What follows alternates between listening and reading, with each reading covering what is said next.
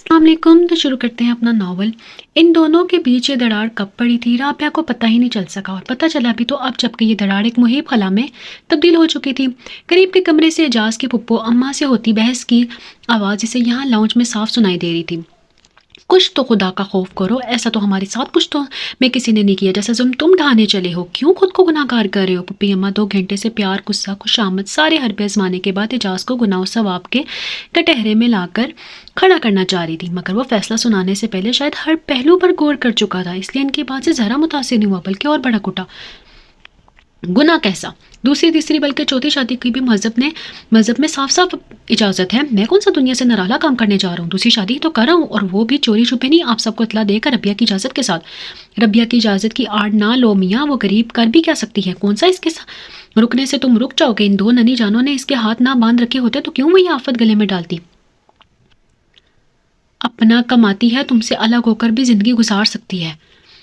ہر چند کی پھپھی اماں اس کے حق میں کہہ رہی تھی، مگر اس کے خالی الذہنی کی کیفیت میں بھی ربیہ ان کی بات پر تڑپ اٹھی. خدا نہ کرے وہ بھلا کیسے اعجاز کے بغیر رہ سکتی؟ جاب کرنے کی یہ مطلب تو ہرگز نہیں ہے کہ وہ اعجاز کے مضبوط سہارے کے بغیر اس بے فکری اور طمانینت کے ساتھ زندگی گزار پائے گی جس طرح اب تک گزارتی چلی آئی ہے.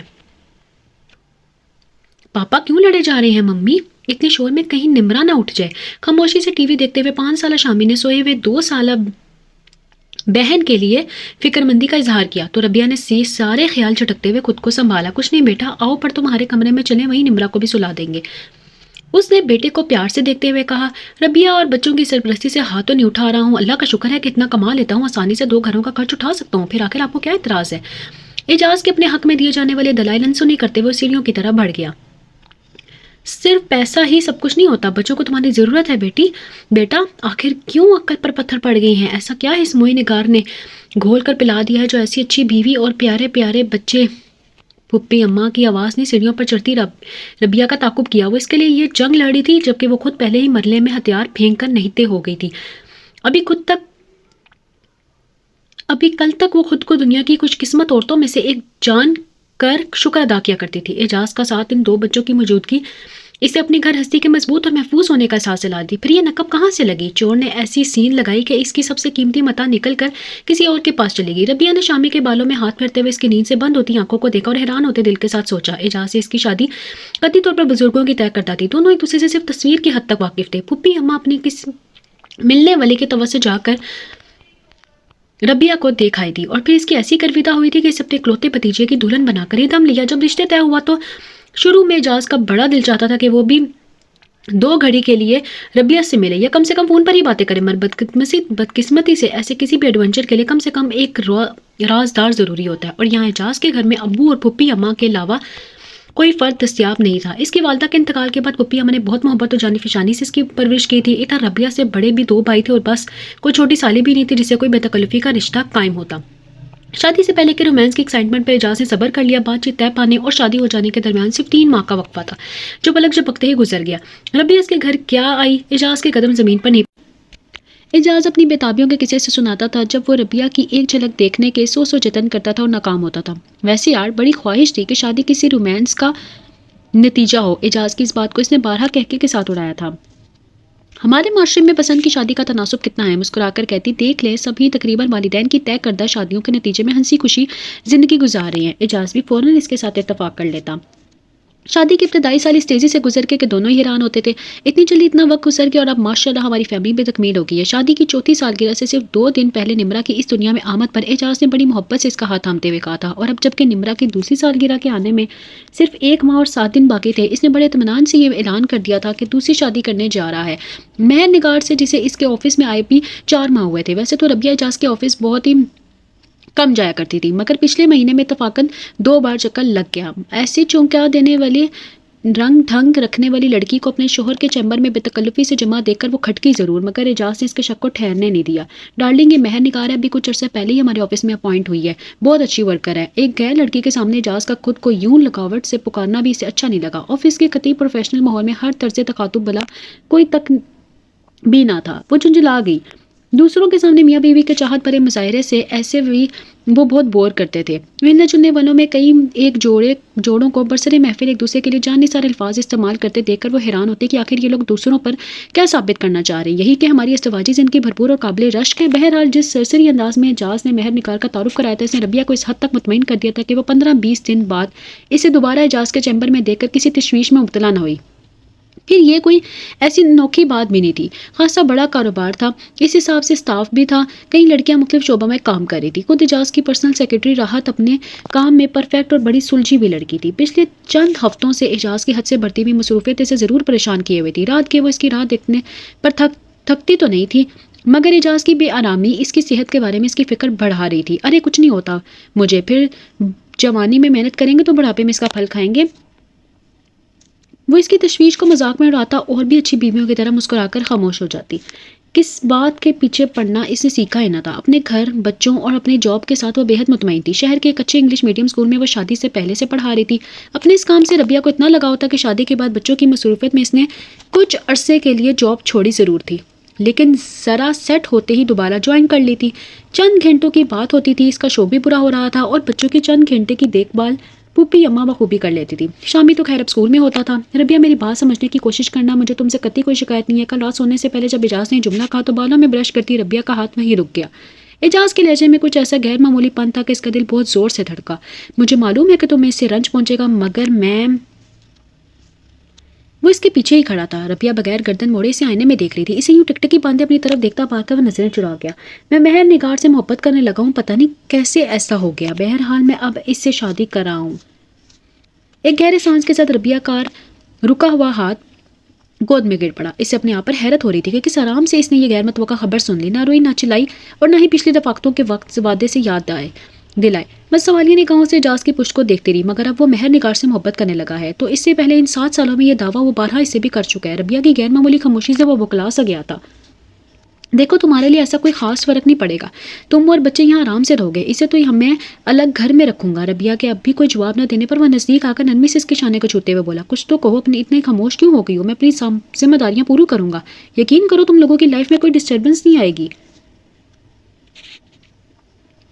اتنا بڑا انقلاب تو آ گیا ہے زندگی میں، اور کیا اسے بڑھ کر ڈسٹربنس ہوگی؟ ربیہ نے سوچتے ہوئے سر جھٹکا اور شانے پر سے اس کا ہاتھ ہٹاتے ہوئے کھڑی ہوگی۔ ٹھیک ہے، اس کے اتنے مختصر جواب سے اعجاز کی تشویش نہیں ہوئی۔ اس کا مطلب ہے تمہیں کوئی اعتراض نہیں ہے نا؟ جب آپ نے فیصلہ کر ہی لیا تو ٹھیک ہے۔ ربیہ کے ٹھہراؤ پر وہ حیران تو ہو رہا تھا، مگر اتنی آسانی سے بات بنتی دیکھ کر خوش بھی تھا۔ کتنے دن سے وہ اسے ڈر سے یہ بات نہیں چھیڑا تھا کہ معلوم نہیں ربیہ کتنا باویلا مچائے گی، اس لیے اس کا ہر ممکنہ سوال کا جواب تیار کر کے آج اس نے بات چھیڑی تھی، مگر ہتھیلی پر سجائی ساری دلیلوں کی ربیہ کی ایک ٹھیک ہے نے پھونک مار کر بکھیر دیا تھا۔ خرچ وغیرہ کی تمہیں کوئی پریشانی نہیں ہوگی، میں نے بچوں کے لیے کچھ رقم فکس ڈپازٹ کر دیا ہے، ویسے بھی یہ سارا کچھ بچوں کا ہی تو ہے۔ نیمہ اندھیرے میں کمرے میں وہ اسے اپنے منصوبے بے تسلیوں کی کوششیں اور شکلوں میں سنا رہا تھا۔ دوسری طرف کروٹ لیا ربیہ نے دیر تک جب کسی بات میں دلچسپی کا اظہار نہیں کیا تو اعجاز اسے 1-2 آوازیں دینے کے بعد یہ سمجھ کر مطمئن ہو گیا کہ شاید اس کی آنکھ لگ گئی ہے۔ خود اس کے اپنے ذہن سے جیسے ایک بھاری بوجھ ہٹ گیا تھا، اس لیے ذرا ہی دیر میں نیند نے اسے غافل کر دیا۔ کروٹ لیے آنکھیں بند کیے لیٹی ربیہ نے اس کے سو جانے کا احساس ہونے پر آہستگی سے کے ساتھ خود کو سیدھا کیا، آنسوں سے بھیگے چہرے کو انگلیوں سے صاف کرتے ہوئے اپنی زندگی کے اس درد انگیز موڑ کا پوری حقیقت پسندی سے جائزہ لینا شروع کیا تو ماں سوا اس گھر کے کہیں بھی اپنے پاؤں زمین پر جمتے ہوئے محسوس نہیں ہوئے۔ یوں دل میں آنے والا پہلا خیال کہ وہ اپنے بچوں کو لے کر الگ ہو جائے گی اور بغیر اعجاز کی مدد کے زندگی گزار لے گی، خود بخود درد ہو گیا۔ ربیہ کو مایوسی بھی ہوئی، مگر حقیقت یہی تھی۔ اس کے جس تنخواہ کا ابھی کچھ دیر پہلے پھوپھی اماں اعجاز کو ڈراوے دے رہی تھی، مہنگائی کے اس دور میں اونٹ کے منہ میں زیرے کی حیثیت رکھتی تھی۔ شامی جس بہترین اسکول میں زیر تعلیم تھا، اس کا شاہانہ گھر خرچ کے اخراجات، گھر کی مینٹیننس، یہ سارے خرچ اعجاز ہی کی ذمہ داری تھی اور وہ اس سے بہت اچھی طرح نبھا رہا تھا۔ بالفرض وہ اخراجات میں کمی کر کے کس طرح گزارا کرنا بھی چاہے تو اکیلے 2 بچوں کے ساتھ رہنا بھی کسی بڑی مصیبت سے کم نہیں تھا۔ بچے باپ سے اٹیچ بہت تھے، یوں اس طرح الگ ہو جانے پر وہ کتنے احساس کمتری کا شکار ہو سکتے تھے۔ ربیہ نے دور دور تک سوچا اور فجر کی نماز کے لیے اٹھتے ہوئے احتجاج کرتے ہوئے دل کو اسی سختی سے باور کرانا پڑا کہ حالات کو جوں کا توں ہی قبول کرنا پڑے گا۔ آج چھٹی کا دن تھا، اعجاز سو کر بھی اٹھا تھا، بچوں کے ساتھ خاصا وقت گزار کر وہ بہت فریش موڈ میں دوپہر کو کھانے کی میز پر تھا۔ ربیہ کی جانب سے مطمئن ہونے کے بعد اس نے پپی اماں کو بھی مطلع کرنا ضروری سمجھا تھا، جس کے نتیجے میں یہ ہنگامہ شروع ہوا تھا کہ اعجاز کی پپی اماں کی ناراضگی کا کچا تو تھا، لیکن ربیہ کے نرم رویے نے اس کا حوصلہ بڑھا دیا تھا۔ وہ اس کے شدید رد عمل کو زیادہ اہمیت نہیں دے رہا تھا۔ جب ربیہ اپنی خوشی سے اجازت دے رہی ہے تو آخر آپ کو کیوں اعتراض ہے؟ اس کے بار بار بتانے پر پپی اماں نے جن نظروں سے ربیہ کو دیکھا تھا، اسے اس سے اپنے نہایت بے وقوف ہونے کا کامل یقین ہو چلا تھا۔ اتنی بزدلی دکھائی ہے تم نے تو ایسے ہاتھ جھاڑ کر الگ ہو کر بیٹھ کے جیسے کچھ ہوا ہی نہیں ہے۔ پپی اماں ہانپتی ہانپتی اوپر آئی تھی۔ بچوں کو سلا کر انہوں نے آواز کی بلندی پر بمشکل سے قابو پایا تھا اور ربیہ کو دوسرے کمرے میں آنے کا اشارہ کرتے ہوئے بولی، اللہ رکھے باپ بھائی ہیں تمہارے، سمجھ کیا رکھا ہے اس نے، بلاؤ ان سب کو تاکہ ان سے بات کریں۔ ربیہ کو کمرے میں داخل ہوتا دیکھ کر وہ پھر شروع ہوئی، ذرا سختی سے بات کریں گے تو ہوش ٹھکانے آ جائیں گے۔ لاڈ صاحب کے آئے بڑے اپنا فیصلہ سنانے والے کہ شادی کر رہا ہوں دوسری۔ انہوں نے بات کے اختتام پر اعجاز کے لیے ایک لمبی سلوات سنائی۔ ربیہ کو مسلسل خاموش پا کر انہوں نے ذرا غور سے اس کی طرف دیکھا۔ ایک رات میں ہی اس کے چہرے پر زردی نے ڈیرا ڈال دیا تھا۔ پھوپھی اماں کا دل اس کے لیے بہت دکھ رہا تھا۔ اپنے ساتھ لگاتے ہوئے ان کی آواز رند کی، کیوں خود پر ظلم ڈھاتی ہو؟ یہ خاموشی تو تمہیں کھا جائے گی، بوجھ ہلکا کرو، اندر ہی اندر کڑ کر زیادہ برداشت کرنے سے تو بہتر ہے۔ پھوپھی اماں کے تلخ باتوں سے اعجاز کی طبیعت مکدر ہو رہی تھی۔ زندگی میں پہلی بار وہ اسے اتنی سختی سے پیش آئی تھی اور وہ خود بھی اس سے پہلے کبھی دو ان کے سامنے نہیں کھڑا ہوا تھا۔ اس کے لیے تو وہ ہمیشہ شفیق ماں کا رول ہی ادا کرتی تھی۔ جوانی ہی بیوگی کی چادر اوڑھنے کے بعد انہوں نے بھائی بھتیجے کے آرام اور دیکھ بھال کے لیے خود کو وقف کر دیا تھا۔ اعجاز کو ان کی محبت، قربانی اور خلوص کا بھرپور احساس تھا اور اب پچھلے سال ابو کے انتقال کے بعد تو وہ ان کا بہت زیادہ خیال کرنے لگا تھا۔ لیکن اب یہ مسئلہ آن پڑا تھا کہ وہ پھوپھی اماں کی خوشی پر اپنی خوشی قربان کرنے کا حوصلہ خود بھی نہیں ہو پا رہا تھا۔ بڑے خراب موڈ میں اس نے گاڑی نکالی تھی۔ تھوڑی دیر بعد بلا مقصد سڑکیں ناپنے کے بعد اس کا رخ مہر نگار کے گھر کی طرف تھا کہ دل اب وہیں جا کر بہلنا تھا۔ چلو کچھ دن اور بات ہے، پھر کون سا یہاں آنا ہے۔ سڑک پر گاڑی پارک کر کے ان تنگ ٹیڑھی گلیوں سے گزرتے ہوئے اس نے خود کو تسلی دی۔ پہلے پہل جب مہر نگار اس کے شدید اسرار پر اپنے گھر لے کر آئی تو اعجاز کو بہت حیرانی ہوئی تھی۔ اس کے انداز و اطوار جدید قیمتی ملبوسات اور جویلری کہیں سے بھی اس غریب محنت کشوں کی آبادی کا مکین ظاہر نہیں کرتے تھے۔ پاپا کے سوتیلے بہن بھائیوں نے ساس پاس کر کے ہمیں ساری جائیداد اور کاروبار سے بے دخل کر دیا تھا، کیا کرتے، کہیں تو سر چھپانا تھا، سر یہیں چلے آئے۔ میں نگار کے لہجے میں اتنا فطری پن تھا کہ وہ متاثر ہوئے بغیر نہیں رہ سکا۔ پھر تم لوگوں نے ان کے خلاف کوئی قانونی چارہ جوئی کیوں نہیں کی؟ اپنے حق کی خاطر تو لڑنا چاہیے تھا، کوئی فائدہ نہیں تھا۔ پاپا کے پاس کوئی قانونی ثبوت ان لوگوں سے رہنے ہی نہیں دیا تھا۔ ان لوگوں نے مہر نگار نے اس کا مشورہ دیا تھا، رد کیا۔ ہم لوگوں کو کوئی لالچ بھی نہیں ہے اور اب جب تقدیر نے آپ سے ملا دیا تو مجھے ان باتوں کی پرواہ بھی نہیں رہی ہے۔ مہر نگار نے شرماتے ہوئے بات بدی تو وہ نہال ہو گیا۔ ڈھکی چھپی پسندگی کا اظہار تو وہ پہلے ہی کر چکا تھا، باقاعدہ پرپوز بھی کر ڈالا۔ اندر سے بند دروازے کی کنڈی کھٹکھٹاتے ہوئے اسے محسوس ہوا کہ ذرا فاصلے پر موجود لوگوں کا ایک گروپ اپنی بات چیت چھوڑ کر اس کی طرف متوجہ ہے۔ اپنا شک دور کرنے کے لیے اس نے ظاہر ایک سرسری نگاہ ادھر دوڑائی تو وہ لوگ واقعی اس کی طرف دیکھ رہے تھے۔ ایک دو نے آپس میں شاید کچھ خسر پھسر بھی کی تھی۔ ایک نسبتاً معمر آدمی کو اپنی طرف پڑتا دے کر اعجاز چھٹکا بھی، مگر اسی وقت دروازہ کھلنے پر اس کی طرف توجہ دوسری طرف لگ گئی۔ مہر نگار کی والدہ، جنہیں وہ مما کہتی تھی، دروازے میں کھڑی تھی، دوپٹے سے بے نیاز کافی کھلے ہوئے گلے کی قمیض میں انہیں دیکھ کر اعجاز کی نظر خود بخود جھک گئی۔ ان کا یہ حلیہ اور بے نیازی اعجاز کو الجھن میں مبتلا کر دیتی تھی، مگر یہ سوچ کر کہ شاید عمر کے حصے میں ان باتوں پر سے دھیان ہٹ گیا تھا اور ان کا زیادہ نوٹس نہیں لے رہا تھا۔ بہرحال اسے کھل ضرور رہا تھا۔ اوہ اعجاز بیٹا تم آؤ، اندر آؤ، مہر نگار کی مما ایک طرف ہٹتے ہوئے بشاش لہجے میں بولی۔ ان کی آواز قدر اونچی تھی، شاید گھر کے بقیہ افراد کو اعجاز کی غیر متوقع آمد سے آگاہ کرنا چاہ رہی تھی۔ دروازے کے ساتھ والے چھوٹے سے کمرے میں داخل ہوتے ہوئے اعجاز کو کچھ ایسا لگا جیسے دوسرے دروازے سے کوئی باہر پچھلے کمرے میں گیا ہے۔ براؤن کلر کے شلوار قمیض میں سے ایک جھلک ہی دکھائی دی تھی۔ دیکھو سارے کمرے کا کیا حال کر رکھا ہے، کوئی چیز ٹھکانے پر نہیں ہے۔ وہ فرش پر بچھی وردی پر سے چائے کے کپ اٹھاتے ہوئے بولی، کیا کوئی آیا ہوا تھا؟ اعجاز نے ایک میلی سی کرسی کھینچ کر بیڈ پر بیٹھتے ہوئے پوچھا۔ لگ رہا تھا کہ کچھ دیر پہلے محفل یہاں جمی ہوئی تھی۔ چائے کے 3-4 کپ کے علاوہ ایش ٹرے میں سگریٹ کے ٹکڑے بھی ادھ جلی حالت میں موجود تھے۔ یہاں کس کو آنا ہے؟ یہ تو ویسے ہی، مہر نگار کی والدہ قبولنے کے موڈ میں تھی، مگر عینی ثبوتوں کی موجودگی اور اعجاز کی آنکھوں میں بڑھتی بے یقینی کو دیکھ کر بات بنانے میں ہی بہتری سمجھی۔ ہاں وہ میرے بھائی کا بیٹا آیا ہوا تھا ملنے کے لیے، اسی کو سگریٹ کی عادت ہے۔ اعجاز کو ان کے بھانجے یا اس کی عادتوں سے بلا کیا سروکار تھا۔ ہاں اب تک مہر نگار کو غیر موجود پا کر وہ ضرور بے چینی محسوس کر رہا تھا، پتہ نہیں گھر میں ہے بھی کہ نہیں، ورنہ ان ذرا سے 2 کمروں کے گھروں میں وہ اس کی آمد سے بے خبر تو رہ نہیں سکتی تھی۔ چائے پیو گے یا ٹھنڈا؟ میرا خیال ہے کہ چائے بنا لو، اب تو موسم بدل گیا۔ ان کے پوچھنے پر اعجاز نے نفی میں سر ہلایا، کچھ بھی نہیں، ابھی چائے پی کر ہی نکلا ہوں۔ مہر نگار نظر نہیں آ رہی ہے؟ اس نے پوچھ لیا تو جھجکنے کی کیا بات تھی؟ اس نے اپنے اور مہر نگار کے رشتے کی بات تو وہ چھیڑ ہی چکا تھا۔ وہ ان کا بہت حوصلہ افزا یہ دیکھ کر کہ اس نے گھر میں اپنے حق میرا ہموار کرنا شروع کی تھی، ذرا پڑوس میں گئی ہے، تم آرام سے بیٹھو، میں دیکھتی ہوں جا کر۔ برتن سمیٹ کر اپنے بھاری بھرکم سراپے کے ساتھ انہوں نے دروازے کا رخ کیا۔ اعجاز نے وقت گزاری کے لیے یوں ہی ادھر ادھر نگاہ دوڑائی۔ کمرے کے دیواروں پر جا بجا لگے کلمی اداکاروں کے پوسٹر اسے پہلے دن سے اچھے نہیں لگے تھے اور ان چیزوں کا عادی نہیں تھا. دبے لفظوں میں اس نے ٹوکنا بھی چاہا مگر وہ جواباً کھلا کر ہنس پڑی تھی. توبہ آپ بھی کیسے بوڑھوں والے اعتراض کرتے ہیں, ہماری عمر میں تو سب میں کو ان چیزوں کا شوق ہوتا ہے. آپ دراصل اس ایج گروپ سے نکل گئی ہیں نا.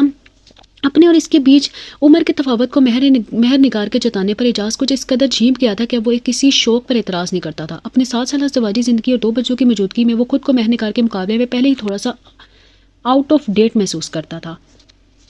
سوری, ریئلی ویری سوری, آپ کا انتظار کرنا پڑا. وہ دروازے میں کھڑی دلکش مسکراہٹ کے ساتھ معذرت کر آ رہی تھی. پرفیوم کی دلفریب مہک اس کے ساتھ کمرے میں داخل ہوئی تھی. اگر مجھے آپ کے آنے کا پتہ ہوتا تو میں ہرگز نہیں جاتی. خیر کوئی بات نہیں, ویسے ہی موڈ ہو رہا تھا تو ملنے کا بس چلا آیا. اعجاز نے نثار ہوتی نگاہوں سے اس کے چجے بنے سراپے کو دیکھا. کس فنکشن میں جانا ہے یا فنکشن سے آ رہی ہو؟ فنکشن نہیں, بس ایسی ہی دل چاہا تیار ہونے کو تو ہوگی. اچھی نہیں لگ رہی کیا؟ اس نے کچھ خفگی بھرے انداز میں آخری جملہ کا تو اعجاز کو لگا کہ شاید کچھ غلط کہہ گیا میں, اس لیے فوراً ہی تلافی کرنا چاہیے. اچھی, ارے جناب بہت اچھی لگ رہی ہیں. جب بھی تو آج آئی سے فائنل بات. کسی نے دروازے کو اتنی شدت سے بجایا کہ وہ بات ادھوری چھوڑ کے اس طرح متوجہ ہو گیا. تیز لہجے میں بلند آواز کو سن کر اعجاز نے باہر جانا چاہا تو مہر نگار فوراً ہی راہ میں ہم حائل ہو گئی. آپ کیا کریں گے باہر جا کر؟ یہاں تو لوگ بات بات پہ لڑنے آ جاتے ہیں. پھر بھی مجھے دیکھنے تو دو, کون لوگ ہیں؟ عورتوں سے بات کرنے کی تمیز تک نہیں ہے. وہ اسے ہٹاتے ہوئے صحن میں نکل آیا. کھلے ہوئے دروازے کے باہر 1 2 نہیں 5 6 یا شاید اس سے بھی زیادہ لوگ موجود تھے. سب کے سب ایک ساتھ بول رہے تھے اور مہر نگار کے والدہ ایک ہاتھ پر کمر رکھے سب سے بخوبی نپٹ رہی تھی. 1 سال کا کرایہ ایڈوانس دیا ہے, کوئی ہاتھ تو لگا کر دکھائے. ایک ایک کو جیل کرا کر چھوڑوں گی. سمجھ کر رکھا ہے, آئے بڑے کہیں سے محلے کے ٹھیکیدار. تم ہمیں کیا جیل کرائے گی؟ تو خود تھانے میں بیٹھی ہوئی کی ہوگی جب پولیس یہاں آ کر چھاپے مارے گی. ایک لڑکا آگے بڑے زور سے بولا تو اعجاز نے ضبط نہ ہو سکا. وہ ان میں سے کچھ لوگوں کو پہچان گیا تھا. یہ وہی تھے جو اس کو اندر داخل ہوتا دیکھ کر سرگوشیاں کر رہے تھے. اے مسٹر, تمیز سے شریف لوگوں کی طرح بات کرو. مسئلہ کیا ہے آخر؟ ہمارے شریفوں سے شریفوں کی بات ہوتی ہے, ان جیسوں سے نہیں. ایک دوسرا آدمی آگے بڑھ کر بولا تو مہر نگار کی مما کو جیسے کرنٹ سا لگا. کیا مطلب ہے تمہارا؟ ہم شریف نہیں ہیں, تہمت لگاتے ہیں وہ. ارے یہ تو ہمارا وقت بگڑا ہے جو تم جیسوں کے بیچ آئے ہیں, ورنہ یہ کوئی ہمارے لائق جگہ ہے. آپ خاموش نہیں آنٹی, مجھے بات کرنے دیں. اعجاز کو ان کا یوں ہاتھ ہلا کر لڑنا بہت برا اور عجیب سا لگ رہا تھا. دیکھو میاں, بات سیدھی اور صاف ہے. ایک عمر رسیدہ صاحب نسبتاً نرم لہجے میں اعجاز سے مخاطب ہوئے. یہاں سب لوگ غریب ضرور ہیں مگر شریف اور عزت دار ہیں. سب کے یہاں بیوہ بیٹیاں ہیں, ان لوگوں کی وجہ سے یہاں کا ماحول خراب ہو رہا ہے. اعجاز چکرا کر رہ گیا. کیا مطلب؟ ایسا آپ کیسے کہہ سکتے ہیں؟ کیا پوچھتے ہو بیٹا؟ یہاں تو سب ہمارے پیچھے پڑے ہیں. تم ہی بتاؤ میں کہاں چلی جاؤں؟ کچھ سمجھ میں نہیں آتا. مہر نگار کی مما اچانک پھوٹ پھوٹ کر رونے لگی. ان کے آنسو میں تواسط سے بہتے لگے تو چند لمحوں کے لیے سبھی خاموش ہو گئے. پھر وہی عمر رسیدہ صاحب خاموشی کو توڑ کر بولے, ہم کسی پر الزام نہیں لگا رہے ہیں مگر میاں آپ خود انصاف کریں. صبح شام ان کے گھر اجنبی لوگوں کا تانتا بندھا رہتا ہے. طرح طرح کے لوگ کا اس گلی میں آنا جانا ہونے لگا ہے. ہماری بہو بیٹیوں تو گلی میں سے گزرتے بھی محال ہو گیا. آخر یہ اتنے بہت سے لوگ کس رشتے کے تحت اس کے گھر میں گھسے رہتے ہیں؟ ان کی بات ختم ہوتے ہی پیچھے سے نہ جانے کس کی آواز ابھری, اور یہ خود اتنی بڑی گاڑی سڑک کے کنارے کھڑی کر کے یہاں کیا کرنے آتا ہے؟ انتہائی بدلے حاضی کے ساتھ کیا گیا یہ سوال اعجاز کے ماتھے پر شکنوں کا اضافہ کرتا چلا گیا. مگر اس کے کچھ کہنے سے پہلے ہی قریب کھڑی مہر نگار کی مما شاید ایسے ہی کسی سوال کے انتظار میں تھی. خم ٹونک کر فوراً بولی, ہونے والا داماد ہے میرا, کہو کسی کو اعتراض ہے اس کے آنے پر؟ ارے ہم تو خود 8-10 دن میں تمہارے اس شریفوں کے محلوں کو چھوڑ کر جا رہے ہیں. اب پکشو بھی. انہوں نے جان چھڑانے کے انداز میں ہاتھ چھوڑے اور ایک جھٹکے سے مڑ کر اندر چلے گی. ان کے اتنے وثوق سے کہنے پر بحث کی گنجائش باقی نہیں رہی تھی, اس لیے مجمع چھٹنے لگا. معاملے کو سنجیدگی سے تو کم ہی کو سروکار تھا. زیادہ تر تو تماش بین ہی تھے جو یوں ہی مزے لینے کے لیے کھڑے ہو گئے تھے. دروازہ بند کر کے پلٹتے ہوئے اعجاز خاصا بددل ہو رہا تھا. اس کا ایک اچھا خاندانی پس منظر تھا جہاں ایسی باتوں کا دور دور تک کوئی گزر ہی نہیں تھا. وہ تو شکر ہے کہ اس علاقے میں وہ اجنبی تھا, ورنہ اپنے کسی جاننے والے کے سامنے اس طرح کے واقعات میں انوالو ہونا کتنا شرمناک ہوتا. بس میں نے کہہ دیا ہے کہ آج کے بعد آپ یہاں نہیں آئیں گے. مہر نگار نے چہرے پر سے آنسو صاف کرتے ہوئے کہا, آج ہماری وجہ سے آپ کو کتنی باتیں سننی پڑی. اعجاز اس کی غمگین صورت دیکھ کر اپنی سوچ سے باہر نکل آیا. بھلا مہر نگار بیچاری کا کیا قصور؟ اس میں مہر نگار کی بھیگی پلکیں تڑپا گئی. لوگوں کی فضول باتوں پہ اتنا دھیان نہیں دیا کرتے, آپ اپنا دل برا نہیں کریں. وہ چاہنے کے باوجود کوئی چاہت بھرا جملہ کہنے سے باز رہا کہ مستقبل کے متوقع ساس صاحبہ بھی قریبی موجود تھی. سارے کے سارے دشمن ہو گئے ہمارے. شروع میں جب ہم یہاں آئے تو روز میری بچی کے لیے ایک نیا رشتہ چلا آتا تھا. جب میں نے منہ نہ لگایا تو لگے اونتی سیدھی ہانکنے. مگر آنٹی آپ کے رشتہ داروں سے تو آپ لوگوں کے تعلقات ٹھیک ہیں نہیں؟ پھر یہ کن لوگوں کے آنے کی بات کر رہے تھے؟ دل میں چپتا ہوا سوال اعجاز کے لبوں پر آ ہی گیا. کون آئے گا بھلا؟ ہمارے پاس ادھر آ ہی ہے ہی کیا ہے؟ ان کے لہجے میں شکستگی تھی. میرے ایک دور پڑے کے رشتے کی بہن ہے, انہی کے بیٹے کبھی کبھی خبر لینے کے لیے آ جاتے ہیں. یہاں لوگوں کو کوئی کام دھام تو ہے نہیں, فارغ بیٹھتے دوسروں کے دروازے تاکتے رہتے ہیں. خیر اب چھوڑیں اس قصے کو, چلیں اعجاز بھائی کہیں گھومنے چلتے ہیں. مہر نگار کا 14-15 سالہ اکلوتا بھائی راجو بھی اس سارے ہنگامے کے دوران گھر آ چکا تھا. یہ فرمائش اسی کی جانب سے ہوئی تھی. غایت درجے کی بے فکری تھی اس کے اندر سے انداز میں ٹک کر بیٹھا رہا. بیٹھا رہے۔ بیٹے کو گڑک کر وہ اعجاز کے ذرا نزدیک سے رکھیں۔ دیکھو اعجاز میاں، میرا خیال ہے کہ اب دیر کرنا مناسب نہیں ہے، جتنی جلدی ہو سکے تمہاری اور نگار کی شادی ہو جانی چاہیے۔ میں اب اس جگہ کو چھوڑ دینا چاہتی ہوں، کل کلاں کو میری بچی کو کوئی نقصان نہ پہنچے۔ اعجاز کو بھلا کیا اعتراض ہو سکتا تھا، وہ تو گھڑی کی چوتھائی میں مہر نگار کو اپنا بنانے کو تیار تھا۔ ذرا دیر پہلے کی ساری کلفت جیسے دور ہو گئی۔ جیسے آپ کی مرضی آنٹی، میری طرف سے تو کوئی دیر نہیں ہے، فلیٹ کا قبضہ بھی کل پرسوں تک مل جائے گا، 2-4 دن میں اسے فرنش کروا لوں، پھر آپ لوگ وہاں شفٹ ہو جائیے گا۔ ٹھیک ہے، شادی اس گھر میں کریں گے، یہاں کون ہماری خوش ہونے والا ہے۔ اور ہاں، انہیں جیسے کچھ یاد آیا، فلیٹ کی رجسٹری مہر نگار کے نام ہی کروانی ہے۔ جی بالکل، انشاءاللہ فائنل پیمنٹ کر دوں گا، پھر رجسٹری بھی ہو جائے گی۔ آج کی چھٹی نے گیپ کر دیا۔ سچی بات تو یہ ہے کہ تمہاری بیوی بچوں کی موجودگی میں اپنی معصوم بچی کا ہاتھ تمہارے ہاتھ میں دینے کا فیصلہ آسان نہیں تھا، مگر تمہاری نیک طبیعت اور خلوص نے مجھے مجبور کر دیا، ورنہ رشتوں کی کمی نہیں تھی۔ اعجاز کا رواں ان کا احسان منتا۔ مہر نگار اس سے پہلے ہی آگاہ کر چکی تھی کہ مما کی رضامندی حاصل کرنا بہت ضروری ہے اور بہت مشکل ہوگا، اس لیے اعجاز نے انہیں خوشی کرنے میں کوئی کسر نہیں چھوڑی تھی۔ مہر نگار نے کچھ ایسی کشش یقیناً تھی کہ اعجاز کے لیے اس نے دستبردار ہونے کا خیال بھی سوہان رو تھا۔ ان کی تمام تر شرائط اس نے بلا چون چرا قبول کر لی تھی۔ اب جب کہ منزل بالکل نزدیک تھی، اسے ایک کمی کا احساس اچانک ہی ہوا۔ آنٹی وہ آپ کے، اس کی سمجھ میں کوئی مناسب لفظ نہیں آ رہا تھا۔ میرا مطلب ہے کہ مہر نگار کے والد بھی آج ان کے آنے سے پہلے شادی کرنا کچھ مناسب نہیں ہے۔ کوئی مناسب نامناسب نہیں، ان کا انتظار کرنا محض وقت گوانا ہے۔ نہیں آنے کو کل آ جائیں، ورنہ 6 ماہ میں بھی شکل نہیں دکھائیں گے۔ ان کا ذہن اب کچھ ایسا ہو گیا تھا کہ مہینوں ایک شہر سے دوسرے شہر گھومتے پھرتے ہیں، کئی مزاروں پر جا کر ٹھہر جاتے ہیں۔ اتنی وضاحت سن لینے کے بعد وہ بھلا کیا کہتا؟ ویسے بھی اس نے تو انہی لوگوں کے خیال سے کہا تھا، ورنہ اس کی بلا سے، اسے تو مہر نگار سے مطلب تھا جو اس کی بننے والی تھی۔ آنٹی آپ بڑی روانی سے اپنے میاں کے رشتہ داروں کے مبینہ فراڈ کا قصہ سنا رہی تھی، جو وہ پہلے ہی مہر نگار کی زبانی سن چکا تھا، اس لیے زیادہ دلچسپی کا اظہار نہیں کر سکا۔ مہر نگار جو کہ اپنی شادی کی بات چیت ہونے کے موقع پر وہاں سے دانستہ طور پر ہٹ گئی تھی، اب واپس آ چکی تھی۔ اعجاز سے نظریں ملتی وہ مسکرا دی، چہرہ دھو کر دوبارہ کیے گئے میک اپ میں وہ بہت فریش لگ رہی تھی۔ ویسے یہ راجو بہت ضد کر رہا ہے، کہیں باہر چلے نا، اس کی فرمائش پر اعجاز سے سٹی پٹا گیا۔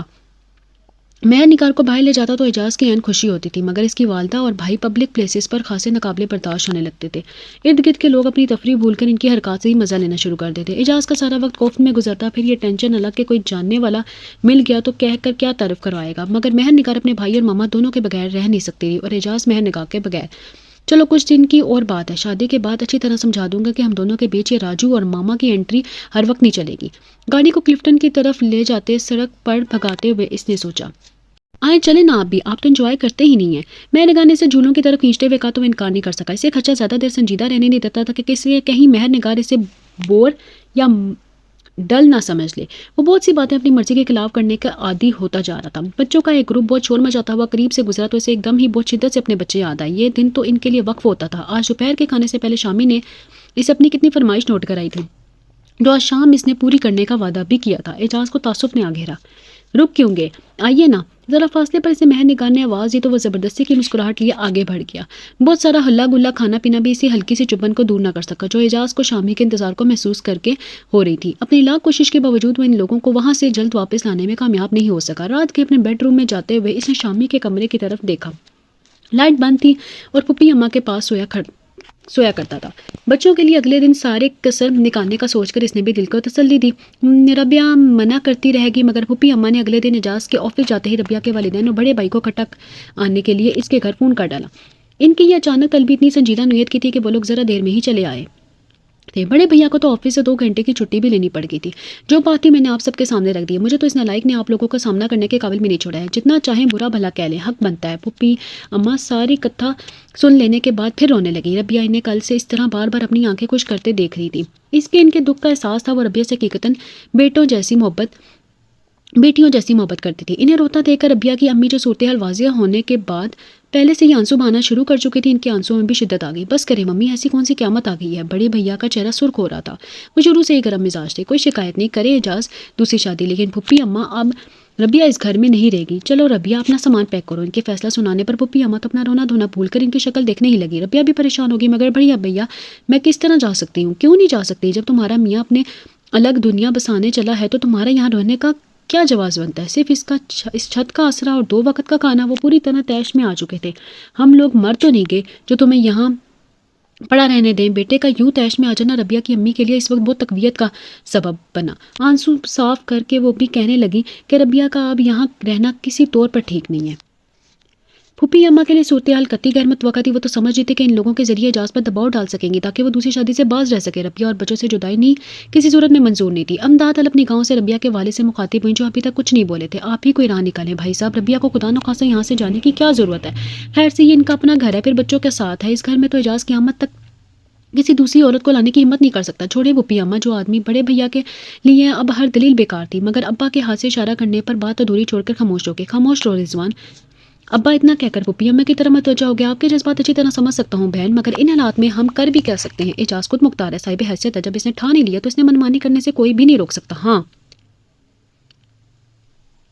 انہوں نے ذرا سا توقف کیا. اعجاز کے والد مرحوم اگر زندہ ہوتے تو شاید صورتحال بدل سکتی تھی.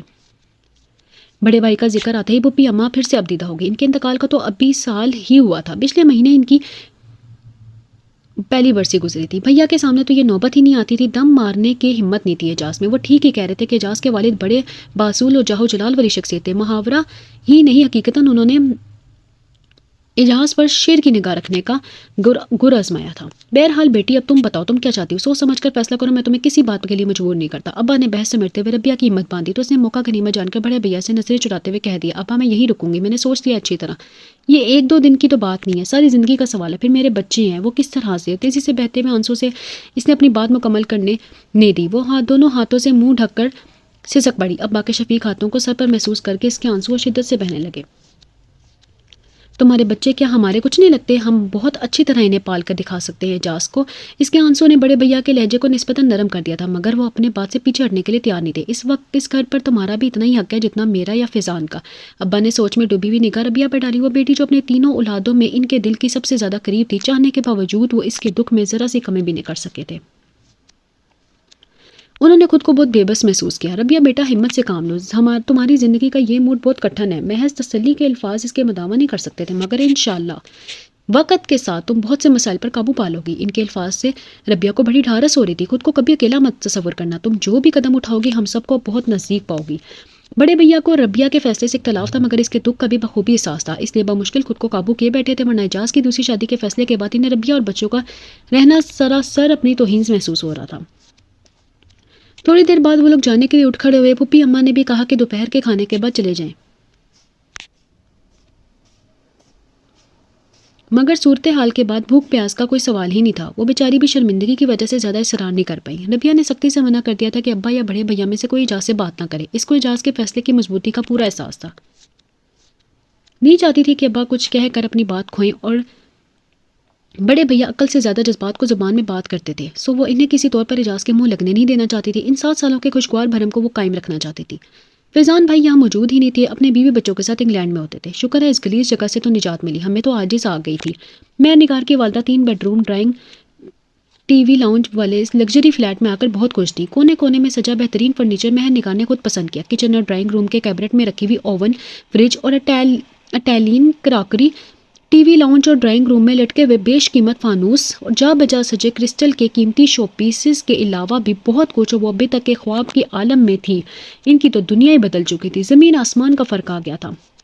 اعجاز میاں, وہ تم گھاڑی کا کہہ رہے تھے, آج کل وہ بھی لے لو, بڑی دقت ہوتی ہے. ذرا کاموں کے لیے ہاتھ باندھے بیٹھے رہتے ہیں. لہجے میں بے نیازی کے لیے انہوں نے بات پوری کی. انداز کچھ ایسا تھا جیسے گاڑی کے بغیر زندگی گزارنے کا کوئی تصور ہی ان کے پاس نہیں ہے.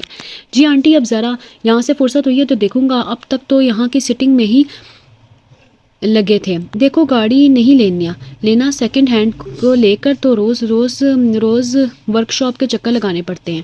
مثلاً تابعداری کا مظاہرہ کرتے اعجاز میاں کو ان کی اس بات پر کچھ بے چینی سی محسوس ہوئی. کاروبار میں سے خاصی بڑی رقم وہ پہلے نکال چکا تھا. اب یہی سوچا تھا کہ گاڑی سیکنڈ ہینڈ خریدے گا مہرنگار کو, لیکن اب یہ نئی گاڑی کا اصرار.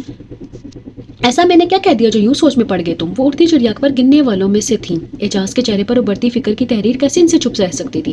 آخر تمہاری پہلی بیوی بچوں کے استعمال میں تھی, تو 2 گاڑیاں بھی میری نگاہ کا تو حق بنتا ہے میری نگار کا. ہاں اعجاز پلیز بس آج چل کر گاڑی بھی لے لیتے ہیں. مہر نگار کے اٹھلا کر کہنے پر اعجاز نے اس کی جانب کچھ ایسے دیکھا جیسے اس کی صحیح و دماغی پر شک ہو. وہ کوئی لاکھوں روپے جیب میں ڈالے پھر رہا تھا جو اس کے کہتے چل پڑتا. کہہ تو رہا ہوں 2-4 دن رک جائے, آ جائے گی گاڑی میں بھی. اعجاز کی ناگواری محسوس کر کے اس وقت تو مہر نگار مثلاً خاموش ہوگی, مگر والدہ صاحبہ ادار پر سودا دینے والوں میں سے ہرگز نہیں تھی. اعجاز کے جاتے ہی بیٹی کو گھر کے سیٹنگ دیکھ کر نئے سرے سے خوش ہوتا پا کر تو بری طرح جھنجھلا گئی. کیوں اوچھوں کی طرح چھوٹی چھوٹی چیزوں پر خوش ہوتی رہی ہو تو سر پکڑ کر روئے گی ایک دن. یہ کیا چھوٹی چھوٹی چیزیں ہیں؟ اس نے حیرت سے انہیں دیکھا. آپ کو بتایا تو تھا کتنا مہنگا آیا ہے یہ سب کچھ. اب حساب کرنے مت بیٹھ جانا. پتا ہے مجھے کہ کوئی صدا سے ایسے ننگے بھوکے نہیں تھے. میری بات دھیان سے سنو. وہ بیٹی کے نزدیک سے رکھ گئی تو وہ ہمہ تون گوش ہو گئی. جو کچھ بھی اعجاز سے لے سکتی ہو لے لو, یہی وقت ہے. اگلے جمعے کو نکاح کے لیے میں نے کہہ دیا, اس سے پہلے گاڑی اور زیورات کا قبضہ بھی نپٹ جانا چاہیے اور یہ بھی قصہ نپٹ جانا چاہیے. مگر ماما ابھی بھی کافی پیسہ خرچ کر چکے ہیں. کچھ عرصہ بعد گاڑی کا ذکر چھیڑنا چاہیے تھا آپ کو. زیور بھی جو آپ نے کہا ہے لاکھوں میں ہے. بڑی ہمدردی ہو رہی ہے ابھی سے. انہوں نے کڑے تیوروں سے بیٹی کی طرف دیکھا. روپے پیسے کی کوئی کمی نہیں ہے, بڑی تگڑی پارٹی ہے اعجاز, جو بھی دے دے کم ہے. ان کا بساری انداز گفتگو بیٹی کے لیے نیا تھا, مگر ان کے اس درجہ باخبر ہونے پر اسے حیرت ہوئی. یہاں سے وہاں تک تو صرف لان ہی پھیلا ہوا ہے گھر کا. اب ایک دن چپکے سے جا کر دیکھ آئی تھی. بیٹی کی سوالیہ نگاہوں کو محسوس کرتے ہوئے انہوں نے فخریہ لہجے میں اپنا کارنامہ بیان کیا. اور گھر بھی کیا ہے, محل ہے اعجاز کے باپ کا بنوایا ہوا ہے اپنا خود. اب خود سوچو کہ اس کے اندر کیا کچھ نہیں ہوگا. ہمیں تو یہ ذرا سی کاٹے کو دلا کر ہی خوش کرنا چاہتا ہے. انہوں نے ناشکرے پن کی انتہا کر دی. آخر یہ بھی لگژری اپارٹمنٹ ہے مما, اب اتنا کیا گزرا بھی تو نہیں ہے. مہر نگار نے مرے سے انداز میں کہا. ذرا دیر پہلے کا جوش و خروش جھاگ کی طرح بیٹھتا جا رہا تھا. مگر مما یہ اعجاز کی بیوی نوکری کیوں کرتی ہے پھر, جب اتنا پیسہ آرام سے گھر بیٹھے؟ فیشن ہے یہ بھی, کچھ نہ کچھ کرنا ضروری ہے. نہیں وہ ٹی وی پر آ کر عورتیں کہتی ہیں کہ جی تعلیم حاصل کی ہے تو اسے ضائع نہیں کرنا چاہیے. انہوں نے منہ بنا کر نقل اتاری. اعجاز کے گھر کی لمبائی چوڑائی نے مہر نگار کو خاصا بدمزہ کر دیا تھا, اس لیے والدہ کی پیش کردہ کامیڈی پر مسکرا بھی نہیں سکی. پھر ماما ہمیں کیا کرنا چاہیے؟ اسے یوں اپنے مشورے کا طلبگار دیکھ کر وہ تسلی بخش مسکراہٹ کے ساتھ گویا ہوئی. تو فکر مت کرو, میں جو کہتی جاؤں وہ کرتی جاؤ. ایسے مردوں کا کچھ بھروسہ نہیں ہوتا, انہیں تو وہ پاگل ہو رہا ہے تمہارے لیے. وہ بھی منواؤ گی, مان لے گا جو بھی, مگر بعد میں ایسا نہیں رہے گا. اس کے بیوی بچے ہیں, ان کی طرف بھی کھینچے گا. اعجاز کی پہلی بیوی کے خیال سے مہر نگار کو بہت کوفت ہوتی تھی. اس عورت سے حسد کرنے سے وہ خود کو باز نہیں رکھ سکی تھی. بیوی کی طرف تو خیر نہیں جائیں گے, اس میں کچھ دلچسپی رکھتے تو دوسری شادی کا سوچتے ہی کیوں. ہاں بچے, اس بھول میں مت رہنا بیٹی. انہوں نے مہر نگار کی بات کاٹی. اعجاز کی پہلی بیوی کو کمزور مت سمجھو. ہمارے لاکھ زور دینے پر بھی اس نے پہلی بیوی کو طلاق دینے کی حامی نہیں بھری. ایسا ہی بیزار ہے تو طلاق دے دیتا, کون روکنے والا تھا. مہر نگار کیا کہہ سکتی تھی. اس نے تو خود بار بار اعجاز پر زور ڈالا تھا, مگر ایک یہی بات وہ نہیں منوا سکتی تھی. کل چلیں گے بازار شاپنگ کرنے. میرے پاس تو ڈھنگے کپڑے بھی نہیں رہے. تم نے اعجاز سے پیسے تو لے لیے تھے نا. انہوں نے آنے والے دن کے لیے دل پسند مصروفیت کا شیڈول تیار کیا, پر مہر نگار کا ذہن اب ربیہ کے ٹھاٹ باٹ کے متعلق اندازے میں لگا رہا تھا. کچھ بھی ہو یہ کانٹا بھی جلد ہی دور کرنا پڑے گا. اس نے جیسے خود کو بار بار تسلی دی اور مکمل طور پر مما کی طرف متوجہ ہو گئی. بچوں کو ان کی شاپنگ کرانے میں خاصی دیر لگ گئی تھی. پھوپھی اماں گھر پر ہی ٹھہری نہیں تھی. ربیہ کے بہت زور دینے پر بھی وہ چلنے کو تیار نہ ہوئی. اسے ان پر بہت رحم آتا تھا. جانتی تھی کہ اس کی غیر موجودگی کا فائدہ اٹھاتے ہوئے اپنے آنسو بہانے کا شکر پھر سے جاری کر لیں گے, جس پر اس کے سامنے وہ پچھلے 3 دن سے بند باندھے ہوئے ہیں. باوجود اس کے کہ وہ اب اپنے اور اعجاز کے مابین رشتے کے بارے میں ذرا برابر بھی خوش فہم نہیں رہی تھی. مگر گاڑی اندر لاتے ہوئے پہلے سے پورچ میں کھڑی اعجاز کی گاڑی سے اس کا دل زور سے دھڑک گیا. وہ پورے 3 دن بعد گھر آیا تھا. جانے سے پہلے وہ اس سے اور پھوپھی اماں کو اپنی اس غیر حاضری سے مطلع کر کے گیا تھا. وجہ پوچھنے کی نہ انہوں نے ضرورت سمجھی اور نہ اعجاز نے کم از کم ربیہ کے سامنے اپنا پروگرام دہرایا. ہاں پھوپھی اماں سے اس کی غیر موجودگی میں اعجاز کی ایک لایعنی سی بحث ضرور ہوئی ہوگی. ربیہ کا اندازہ تھا. یہ 3 دن کتنے طویل و تکلیف دہ تھے وہی جانتی تھی. اپنے گھر والوں اور پھوپھی اماں کو اس نے بڑے منجے انداز میں اس کا موضوع پر بات کرنے سے منع کر دیا تھا, مگر ان سب کا حد سے بڑا ہوا خیال جو اس کا اور بچوں کا کر رہے تھے وہ ربیہ کو عجیب سا لگ رہا تھا. بڑے بھیا اپنے سارے کام چھوڑ کر 2 دن تک پابندی سے شام سے رات تک کے لیے اسے اور بچوں کو اپنے ساتھ گھمانے لگے. بھابھی مسلسل اس کی دلجوئی میں لگی نہیں. اپنی ایک رات اس کے پاس رہی اور پھوپھی اماں تو تھیں. ربیہ کو ایسا لگ رہا تھا کہ جیسے وہ سب اسے اکیلا چھوڑنے سے کترا رہے ہیں، کسی نہ کسی بہانے سے مصروف رکھنا چاہتے ہیں۔ ان حد درجہ مخلصانہ کوششوں پر وہ ایسا ہی ظاہر کرتی تھی جیسے سب کچھ بالکل ٹھیک ہے، کہیں کوئی گڑبڑ نہیں ہے، مگر ان 3 دنوں اور راتوں میں کسی ایک پل بھی وہ اذیت ناک احساس اس کے دل سے دور نہیں ہو سکا کہ اعجاز کی ذات پر اب ایک دوسری عورت کو برابر کا حقدار خیال کر کے ہو رہا تھا۔ اب جبکہ زندگی اتنی مہربان نہیں رہی جتنی کہ کچھ دنوں تک ہوتی تھی، تو برائے کرم ربیہ بی بی اپنے آپ کو اندر سے مضبوط کر رہی، اوپر کی بہادری زیادہ دن ساتھ نہیں نبھا سکے گی۔ اندر جانے سے پہلے اس نے خود کو سمجھایا، باہر کی سمت کھلتے بقیہ 2 دروازوں کو اس نے خود اندر سے لاک کیا تھا حفاظت کی خاطر، ورنہ شاید فوری طور پر اعجاز سے سامنا ہونے سے بچنے کے لیے ربیہ انہیں استعمال کرتی، مگر اب تو مجبوری تھی۔ سامنے کے راستے سے اندر جانے پر لاؤنج میں بیٹھے اعجاز سے فوری سامنا ہوتا ہی تھا۔ شامی باپ کی گاڑی دیکھ کر پہلے ہی خوشی سے چیختا اندر چلا گیا تھا اور اس کے پیچھے نمرہ بھی جا چکی تھی۔ گو کہ اندر کا منظر کچھ اتنا خلاف توقع نہیں تھا، مگر ربیہ کا دل بھرسا آنے لگا تھا۔ دونوں بچے باپ کے گھٹنوں پر دائیں بائیں بیٹھے ہوئے تھے۔ اعجاز کا چہرہ کھلا ہوا تھا اور شامی بڑے زور سے اپنی آج کی ساری شاپنگ کی تفصیلات سنا رہا تھا۔ یہ وہی ساری چیزیں تھیں جنہیں وہ پچھلے کئی دنوں سے اعجاز کو یاد دلا رہا تھا۔ اعجاز کو تھوڑی سی شرمندگی محسوس ہوئی، ان دنوں کتنا بازاروں میں گھوما تھا مگر بچے کی چھوٹی سی خواہش پوری کرنے کے لیے وقت نہ نکال سکا تھا۔ ربیہ اسے یکسر نظر انداز کرتی ہوئی پھپھی اماں کی طرف متوجہ، جنہوں نے جب سے وہ آیا تھا تسبیح سنبھال رکھی تھی اور کوئی ایک بات بھی اس سے نہیں کی تھی، حد تو یہ کر برا بھلا بھی نہیں کہا تھا۔ شاید ربیہ کو دیکھ کر وہ بھی صبر کرنا سیکھ رہی تھی۔ پھپھی اماں دیکھیں یہ کلر کیسا ہے؟ ربیہ ان کے قریب ہی چھوٹے سے تخت کے ایک کونے پر بیٹھ گئی، شاید نمرہ کے لیے کی کپڑوں کی شاپنگ انہیں دکھا رہی تھی، اور پھپھی اماں بھی اب تسبیح کی طرف رکھ کر پوری طرح دلچسپی کا مظاہرہ کر رہی تھی۔ پاپا آپ پھر تو نہیں جائیں گے اتنے دنوں کے لیے؟ شامی کے اچانک پوچھے کے سوال پر وہ گڑبڑا گیا۔ ہاں نہیں وہ بیٹا، جب کام ہوتا ہے تو جانا پڑتا ہے، آج تو میں آپ کے پاس ہوں نا۔ بیٹے کو تسلی دیتے ہوئے ان کی نظر پھپھی اماں سے ملی تو وہ تنزیہ نگاہوں سے اسے ہی دیکھ رہی تھی۔ اعجاز کی نگاہ اس کا مقابلہ نہ کر پائی اور جھک گئی۔ ربیہ لاؤنج سے باہر جا چکی تھی اور پھپھی اماں نے پھر اپنی تسبیح سنبھال لی تھی۔ اعجاز منتظر ہی رہا کہ وہ اس سے کوئی ایک بات ہی کرتے۔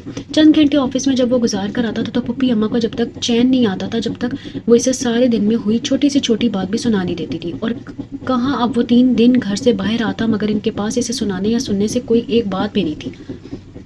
اعجاز کو اپنے ہی گھر میں اپنا آپ اجنبی سا لگنے لگا۔ ربیہ نے کھانا لگ جانے کی اطلاع دی تو سب کے ساتھ وہ بھی اٹھ گیا۔ اتنے دن بعد اپنی پسند کے کھانے پر میز دیکھ کر اس کی بھوک چمک اٹھی تھی۔ وہاں مہر نگار کے پاس تو تینوں ٹائم بازاروں کا کھانا کھا کر اس کی طبیعت اکتا گئی تھی۔ ظاہر ہے نئی نویلی دلہن تھی، ناز اٹھوانے کے دن تھے نہ کہ چولہا چونکنے کے۔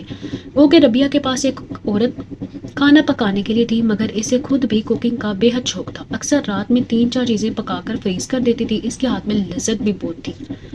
صرف پاکستانی نہیں بلکہ چائنیز، اٹالین اور انگلش کھانے بھی وہ ماہرانہ انداز میں بناتی تھی۔ کھانے میں ربیہ کے پاس بے حد ورائٹی تھی اور اعجاز اس کی اس خوبی کو متعارف بھی تھا۔ اعجاز کے قریبی دوست اکثر اس کے گھر ڈنر کرنے کی خواہش کرتے تھے بنسبت کسی اچھے ہوٹل کے۔ شامی کی زبان مسلسل چل رہی تھی اور اعجاز کھانے کے ساتھ ساتھ بیٹے پر بھی مسلسل توجہ دے رہا تھا۔ بچے کو بڑا اچھا سا لگ رہا تھا، ذرا سی دیر کے لیے وہ اپنی زندگی میں در آئی تلخی کو بھول گیا۔ یہ پرسکون محبت بھرا سین تو اس کی روزمرہ زندگی کا حصہ تھا۔ اعجاز نے ربیہ کو محویت نوٹ کر لی تھی، اس کے لبوں پر لسی ہلکی سی مسکراہٹ سے اعجاز کے دل میں چھپے چور کو بڑی تقویت ہوئی۔ پاپا یہ میرے ہاتھ سے کھائے نا۔ عین اسی وقت جبکہ شامی کے ہاتھ میں پکڑا چمچہ اس کے منہ تک پہنچ گیا تھا، موبائل فون کی بیل نے اعجاز کو چونکا دیا۔ اپنی سہیلی کا جواب سن کر اعجاز کے چہرے پر جو رنگ آیا تھا وہ ربیہ سے چھپ نہ سکا تھا۔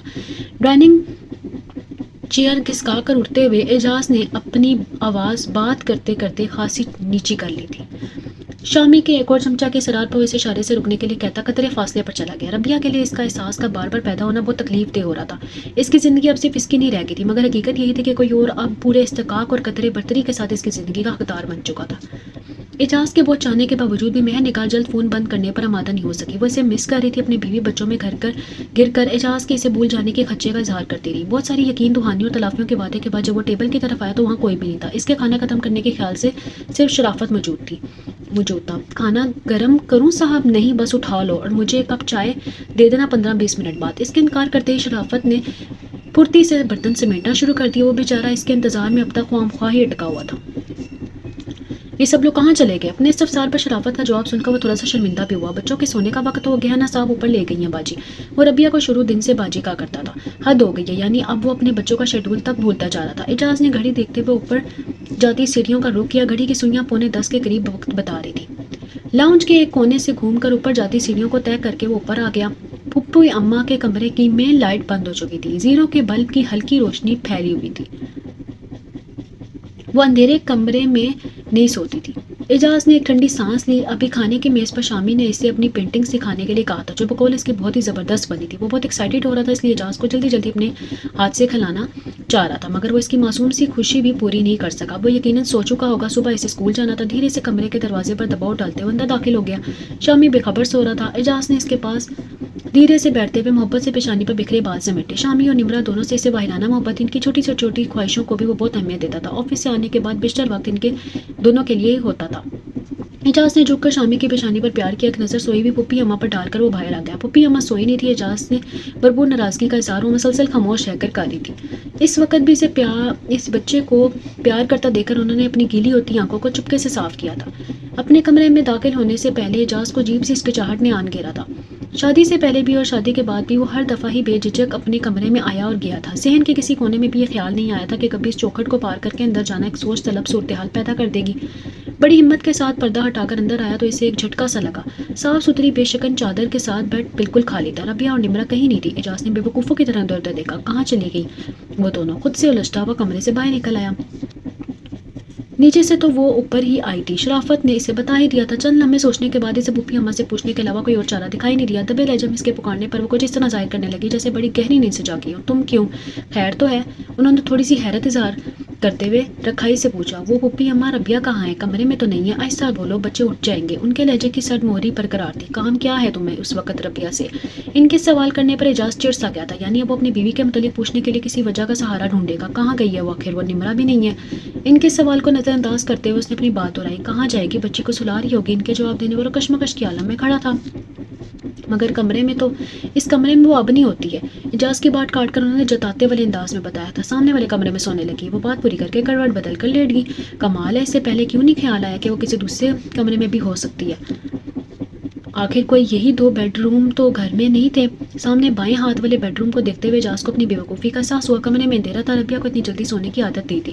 بچوں کو سلا کر وہ کتنی ہی دیر تک مصروف رہتی تھی. اعجاز کے لیے وہ بچوں کے کپڑے نکال کر رکھتی، ادھر ادھر بکھری چیزیں سنبھال کر رکھتی اور ساتھ ساتھ اعجاز سے بے تکان باتیں کرتی رہتی تھی. وہ خود بھی اسے پورے دن کی روداد سناتا. ربیہ پڑھی لکھی اور سمجھدار تھی. اعجاز کے بزنس کے پیچو خم کو بخوبی سمجھتی تھی، اس لیے اکثر وہ اس سے کسی نہ کسی مسئلے پر مشورے کا طالب ہوتا اور ان پر عمل بھی کر لیتا تھا. اب کیا کیا جائے؟ ربیہ کے نئے بیڈ روم کے بند دروازے پر کھڑے ہو کر اعجاز نے سوچا. ایک بار دروازے پر ہلکا سا دباؤ ڈالا تو وہ اندر سے بند تھا اور ہلکی سی دستک کے جواب میں بھی جب کوئی جواب نہ ملا تو واپس اپنے کمرے میں آ گیا.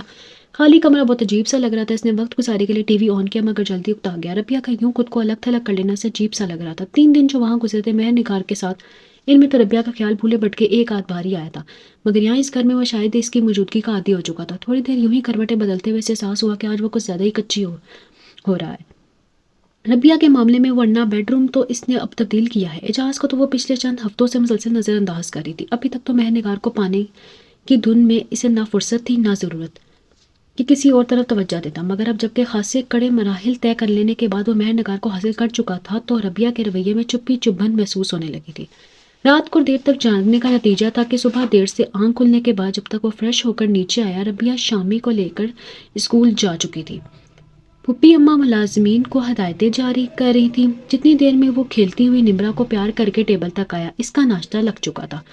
ہاف بوائل انڈا، سلائس جیم اور شہد ملے دودھ کا گلاس اس کا پسندیدہ ناشتہ سامنے تھا.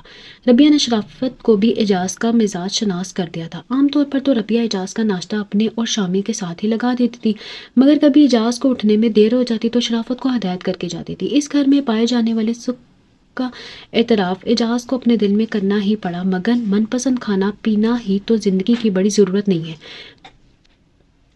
پیٹ کے ساتھ ساتھ دل اور آنکھ کی سرابی زندگی کے رنگ نکھارنے کے لیے ضروری ہیں اور یہ کمی مہر نگار کی حسین صورت ساحرانہ ادائیں ہی پوری کر سکتی تھی. ربیہ بھی میں وہ گر نہیں تھے جو کہ مہر نگار اپنی والدہ کے زیر سایہ تربیت پا کر اپنی شخصیت کا حصہ بنا چکی تھی. دن بھر آفس میں مہر نگار نے اتنے فون کیے کہ اعجاز کو وعدہ کرنا پڑا کہ آفس سے اٹھ کر اس کی طرف آئے گا. آج وہ ذرا سنجیدگی سے آفس کا کام کرنا چاہ رہا تھا. کئی دن سے گھر کی خریداری، میٹنگ اور دوسرے کئی چکروں میں وہ کام کی طرف سے کافی غافل رہا تھا. آج تلافی کے طور پر کچھ زیادہ دیر بیٹھنے کا خیال تھا. اس کے ادارے کے زیر انتظام کئی پروجیکٹس کے انچارج کئی دنوں سے ملنے کے لیے منتظر تھے. کئی ایک الجھاؤ سامنے آ رہے تھے جنہیں نپٹاتے خاصی دیر ہو گئی تھی. بیلنس شیٹ کی صورتحال بھی کچھ زیادہ اچھی نہیں تھی. یکمشت کئی لاکھ روپیہ نکالنا کوئی اچھی بات نہیں تھی۔ اعجاز کوئی جدی پشتی رئیس نہیں تھا۔ اس کے والد نے در حقیقت اینٹ اینٹ جوڑ کر یہ عمارت کھڑی کی تھی۔ وہ کنجوس ہرگز نہیں تھا مگر فضول خرچی کے قائل بھی نہیں تھے۔ ان کی اس عادت کی بدولت آج اعجاز فراغت کا یہ زمانہ دیکھ پایا تھا۔ وہ بیٹھ کر خاصی دیر تک حساب کتاب لگاتا رہا۔ اس کے ہزار ٹالنے پر بھی مہر نگار نئی گاڑی سے نیچے نہیں اتری تھی۔ پھر اس نے زیورات کی خریداری بھی دل کھول کر کی تھی۔ اعجاز کے اعتراض کرنے کی کوئی گنجائش ہی نہیں چھوڑی تھی دونوں ماں بیٹی نے۔ اس سے اے میاں ایسے تو عمر ہے میری بچی کو پہننے اوڑھنے کی، باپ کے گھر بھی تو ترستی رہی ہے تو اب میاں کے گھر تو اپنے دل کے ارمان پورے کرے۔ وہ بڑے لاڈ سے اسے مخاطب کرتے ہوئے بیٹی کو اکساتی تو مہر نگار بڑے ناز کے ساتھ اپنی فرمائش کی لسٹ میں کچھ اور اضافہ کر دیتی۔ کہاں ہیں آپ آخر؟ کل صبح سے میرے پاس سے گئے ہوئے ہیں، 2 دن میں بھی دل نہیں بھرا اپنی بیوی بچوں سے۔ وہ خاصی فکر مندی کے ساتھ اپنے کام کو نپٹا رہا تھا۔ فون پر مہر نگار کے غصے میں بھری آواز سن کر تھوڑا اپسیٹ ہوا۔ ارے یار، صبح سے آفس میں مصروف ہوں، بچوں کے پاس تو صرف چند گھنٹے رکا ہوں کل۔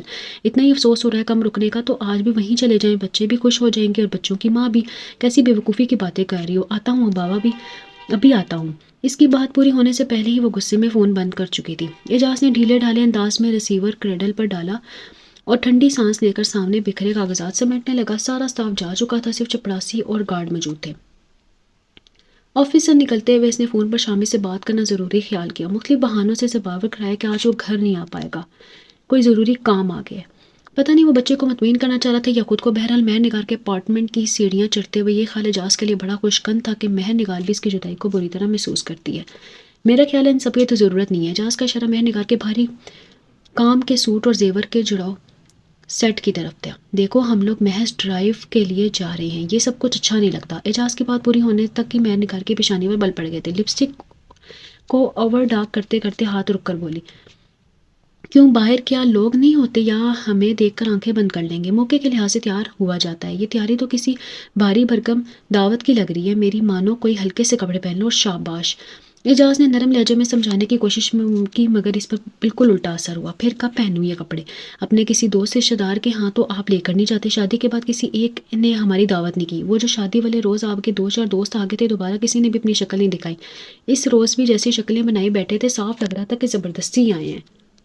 اعجاز سے کوئی جواب نہیں بن پڑا۔ حقیقت تو یہی تھی کہ اس کے چند ہی قریبی دوست تھے، ان میں سے کسی نے بھی اس کے اس اقدام کو پسندگی کی نظر سے نہیں دیکھا تھا۔ وہ سب ربیہ کو بےحد پسند کرتے تھے۔ اپنی بیوی بچوں سمیت اعجاز کے گھر ان کا آنا جانا تھا۔ کسی نے تکلفاً بھی اعجاز کو مہر نگار کے ساتھ اپنے گھر انوائٹ نہیں کیا تھا، اور رشتہ داروں کا تو ہی سوال پیدا ہی نہیں ہوتا تھا۔ چھوڑو، ہمیں لوگوں سے کیا لینا دینا، اس نے بات ختم کرنا چاہیے۔ اچھا چلو یہی ٹھیک ہے، پھر دیکھو کہیں اترنا نہیں ہے۔ اوہ ہو، مجھے پیزا تو ضرور ہی کھانا ہے، بڑے ناز سے لہرا کر فرمائش کی گئی۔ اس سے پہلے کہ وہ کچھ کہتا، جھٹکے سے دروازہ کھل کر کچھ دامن صاحبہ گھر آ کر اندر داخل ہو گئی۔ اور کتنی دیر آخر؟ راجو جو غریب تو کب سے نیچے ٹہل رہا ہے۔ اعجاز تو ان کے اس طرح دستک دیے بغیر کمرے میں آنے کی عادت سے پہلے ہی بیزار رہتا تھا۔ تپے ہوئے لہجے میں بولا، میں کیا کروں، آپ ہی لوگوں کی تیاریاں ختم ہونے کا نام نہیں دے رہی ہیں، اور برائے کرم اندر آنے سے پہلے دروازے پر دستک دے لیا کریں۔ انہوں نے اعجاز کے انداز میں تبدیلی کے اثار دیکھے تو بہتری اس انداز نظر میں آئی کہ غربہ کشتن روز اول کے مقولے پر عمل کیا جائے، اس لیے اعجاز سے کہیں اونچی آواز میں وویلا کرنا شروع کرنے میں انہوں نے دیر نہیں کی۔ ہائے ہائے، ایسا میں نے کیا غضب کر دیا جو تم نیچے پنجے جھاڑ کر میرے پیچھے پڑ گئی ہو؟ مجھے کیا معلوم تھا کہ میرا اندر آنا ایسے کھلتا ہے تمہیں؟ ایک ذرا سی بات پر مجھے داماد سے 10 باتیں سننے کو ملیں گی۔ یہ خبر ہوتی تو کیوں بیٹی کو گھر آ کر پڑتی؟ وہ زاروں قطار رونا بھی شروع ہو چکی تھی۔ میں نگاہ نے گھبرا کر انہیں ٹھنڈا کرنا چاہا۔ مما پلیز، اعجاز کا مطلب نہیں تھا، آپ خاموش کیوں کھڑے ہیں؟ معافی مانگے مما سے، عجیب ڈرامے باز قسم کی خاتون ہے۔ اعجاز نے بیزاری سے سوچا۔ مہر نگار کے بار بار ٹوکنے پر بھی وہ ٹس سے مس نہیں ہوا۔ ابھی کسی کوٹھری لے کر اپنے بچے کے ساتھ ان میں جا پڑوں گی۔ یہاں تو ہماری یہ اوقات ہے کہ نوکروں کی طرح اندر آنے کی اجازت لینی پڑے گی۔ اگر تیرے پاپا یہاں ہوتے تو کس کی مجال تھی کہ ہمیں رہنے سہنے کے طریقے سکھاتا؟ کمال جہالت کے ساتھ وہ خود پر مظلومیت طاری کیے ہوئے تھی۔ ان کا ساتھ دینے کے لیے مہر نگار نے بھی آنکھوں پہ ہاتھ رکھ کر سسکنا شروع کر دیا تھا۔ اعجاز کو ان دونوں کا منانا ہی پڑا۔ خاصی محنت سماجت کروا کر وہ سابقہ فارم میں لوٹ آئی۔ ارے نگار، وہ اپنا بخراج کا سیٹ تم مجھے دو، اس سیٹ کے ساتھ وہی میچ کرے گا۔ انہیں بلو سلک کے سوٹ پر موتیوں سے بنے سفید کام سے میچنگ کرنی تھی۔ ان باتوں کا وہ ازحد خیال رکھتی تھی۔ اعجاز نے 12 نوٹ کیا تھا کہ ماں بیٹی کی تیاری میں عام طور پر 19-20 کا فرق بھی نہیں پایا جاتا تھا۔ خاموشی میں ہی عافیہ جان کر وہ نیچے چلا آیا۔ صورتحال بڑی مشکل سے قابو میں آئی تھی اور اعجاز آئندہ ان کے منہ سے کم لگنے کا پکا ارادہ کر چکا تھا۔ بچے اب اس کی اکثر غیر حاضریوں کی عادی ہو چکے تھے، بچے اس لیے زیادہ سوال نہیں کرتے تھے۔ ربیہ خود ان پر اب بہت زیادہ توجہ دینے لگی تھی۔ اعجاز کی کاروباری مصروفیت کو اس نے بچوں کو کچھ اس طرح باور کروایا تھا کہ وہ دونوں مطمئن رہنے لگے تھے۔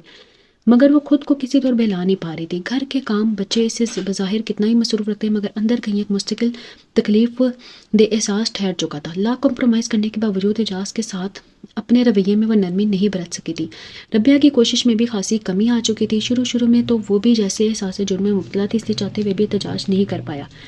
مگر چند ماہ گزرنے تک احساس کی شدت میں کمی آ گئی تھی. ایسا کون سا دنیا سے نرالا کام میں نے کر لیا ہے؟ بہت سے لوگ وہ گنوا سکتا ہے جو دو گھروں کو بیک وقت چلا رہے تھے. جرم تو جب ہوتا کہ اگر وہ ربیہ کو دھوکے میں رکھتے ہوئے دوسری عورتوں سے مناسب رکھتا ہے. ایسی کئی دلیلوں سے اسے مطمئن کر چکی تھی، اس لیے ربیہ کا اس مسلسل گریز اب اسے چبھنے لگا تھا. اعجاز کے نزدیک آنے کی ساری کوششیں رائگاں ہو جاتی تھیں. بچوں کے سامنے تو وہ اس سے ایک آدھ بات کر لیتی تھی، ورنہ عام طور پر خاموش رہتی تھی. اعجاز کا بہت دل چاہتا کہ پہلے کی طرح سے چھوٹی چھوٹی باتیں، پرابلمز ڈسکس کرے، کسی اچھی کتاب، اچھی فلم کے بارے میں باتیں کریں، مگر وہ تو لگتا تھا بھول ہی چکی تھی کہ ذہنی طور پر اعجاز کے کتنے قریب رہ چکی ہے. مہر نگار کی کیٹیگری دوسری تھی. مردوں کو انگلیوں پر نچانے کے علاوہ سے کوئی اور مہارت حاصل نہیں تھی. سارا دن بننے سنورنے یا شاپنگ کے کریز کے علاوہ دوسری مصروفیت کے لیے وقت ہی نہیں بچتا تھا. مطالعے کے نام پروفیشن اور فلم میگزین کے ڈھیر وہ بازار سے اٹھا لاتی. پھر ان میں سلیکٹ کیے ہوئے کپڑوں کے لیے بازار جانے کا نیا پروگرام تو ترتیب دیا لیا جاتا تھا. مہر نگار کا بے حد گرویدہ ہونے کے باوجود اعجاز کو اس کی ذہنی سطح کی کمی نے بے حد مایوس کیا تھا. اعجاز کے ایک رشتے کے چچا زاد بھائی کی شادی قریبی دنوں میں متوقع تھی، جس میں شرکت بہت ضروری تھی. اس کے والد سے اس کے گھرانے کے مراسم بہت گہرے تھے. اتفاق سے جب وہ لوگ کارڈ لے کر آئے تو اعجاز وہیں تھا. چچا چچی دونوں آئے تھے. ان کے اصرار پر اسے بارات ولیمے کے علاوہ دیگر رسموں میں بھی پھپھی، اماں اور ربیہ بچوں سمیت شرکت کا وعدہ کرنا پڑا. چچی جان، میرے لائق کوئی کام ہو تو ضرور بتائیے گا. ربیہ خاطر مدارت میں بھی اپنائیت سے پوچھ رہی تھی.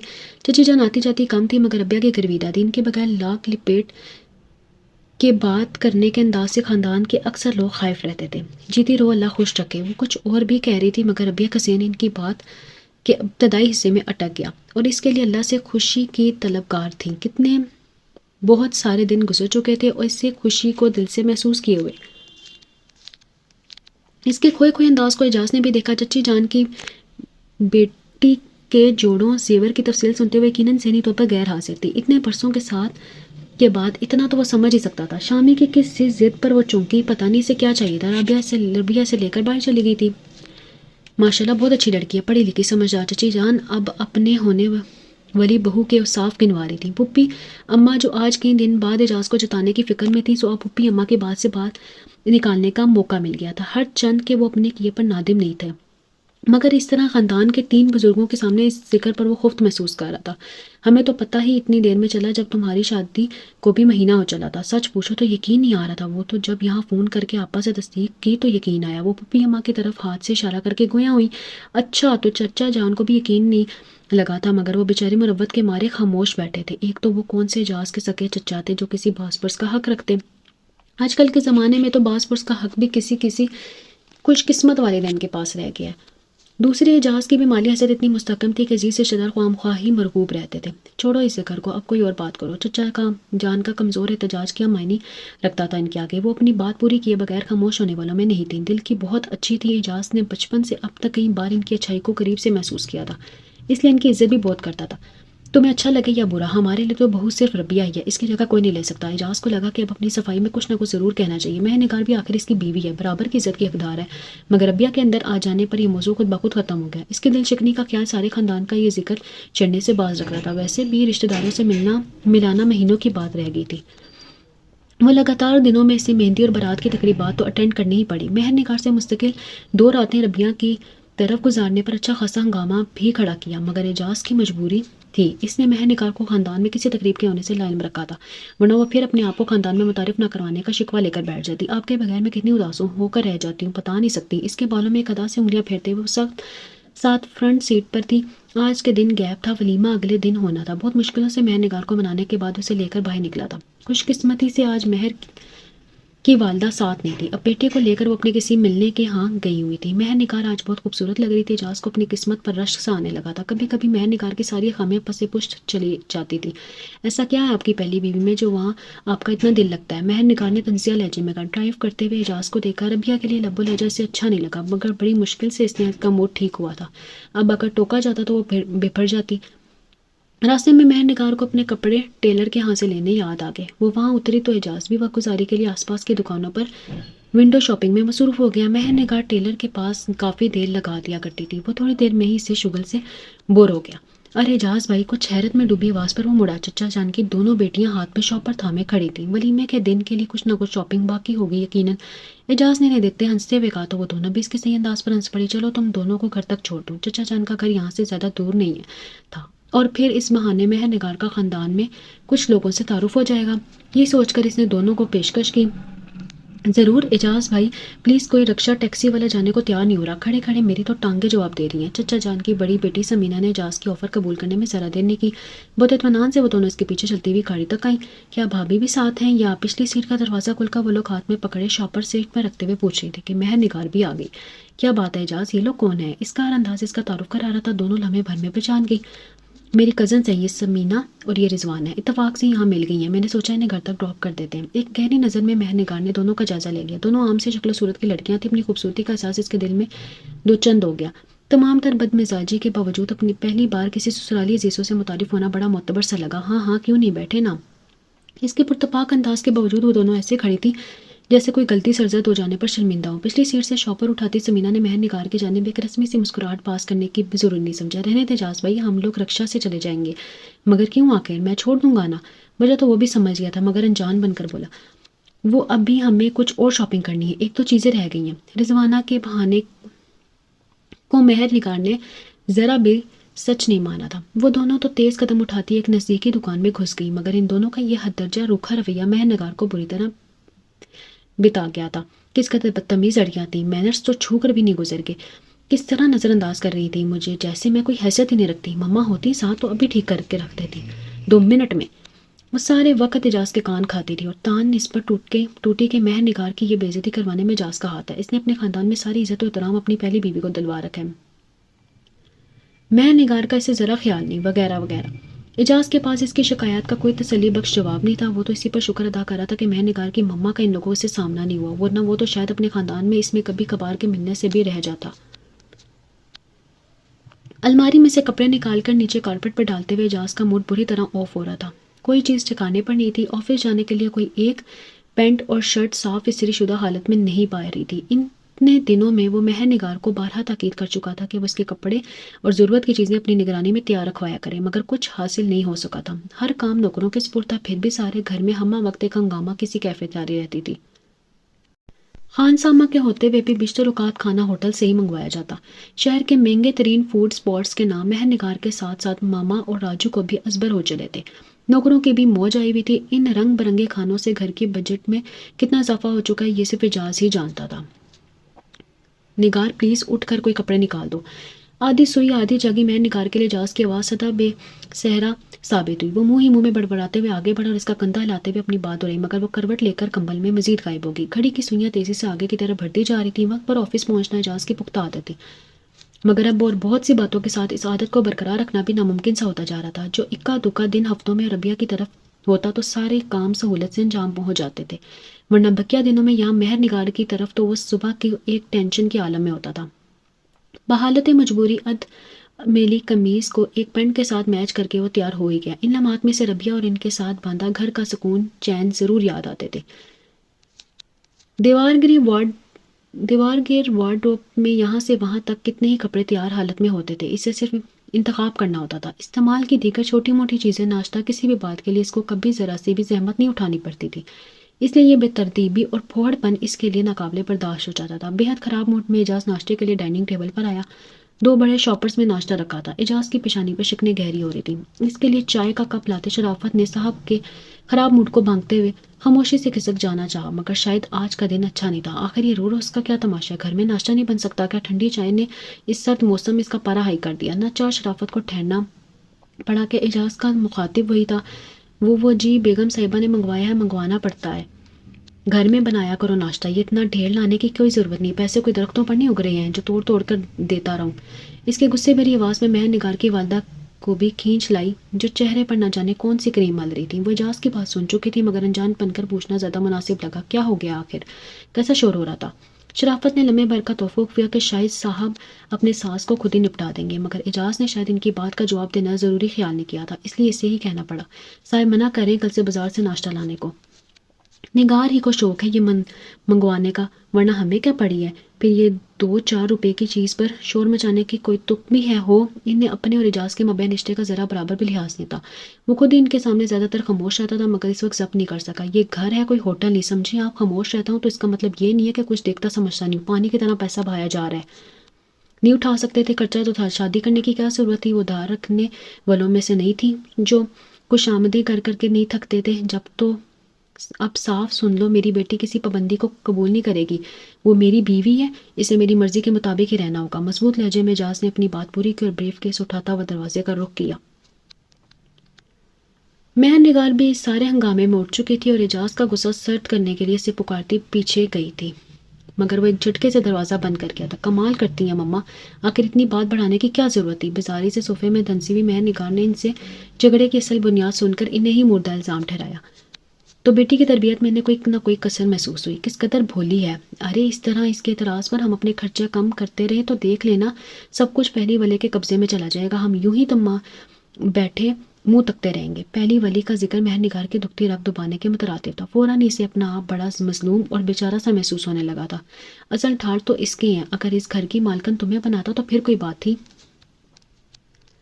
وہ اس کی کیفیت کو محسوس کرتے ہوئے کچھ نئے اسباب پڑھانے کی فکر میں تھی۔ ہاں آج ڈاکٹر کے ہاں بھی چلنا ہے، تمہارے میاں تو آج منہ پھلا کر نکلے ہیں، اس لیے غم غلط کرنے پہلے ولی کے پاس ہی جائیں گے، اس لیے موقع آ ہے۔ مہر نگار کے چہرے پر کچھ تذبذب کے احسار تھے، مگر ماما اعجاز کو پتہ چل گیا ایسی کیسی بات کے بارے میں تو وہ بہت برا مانیں گے۔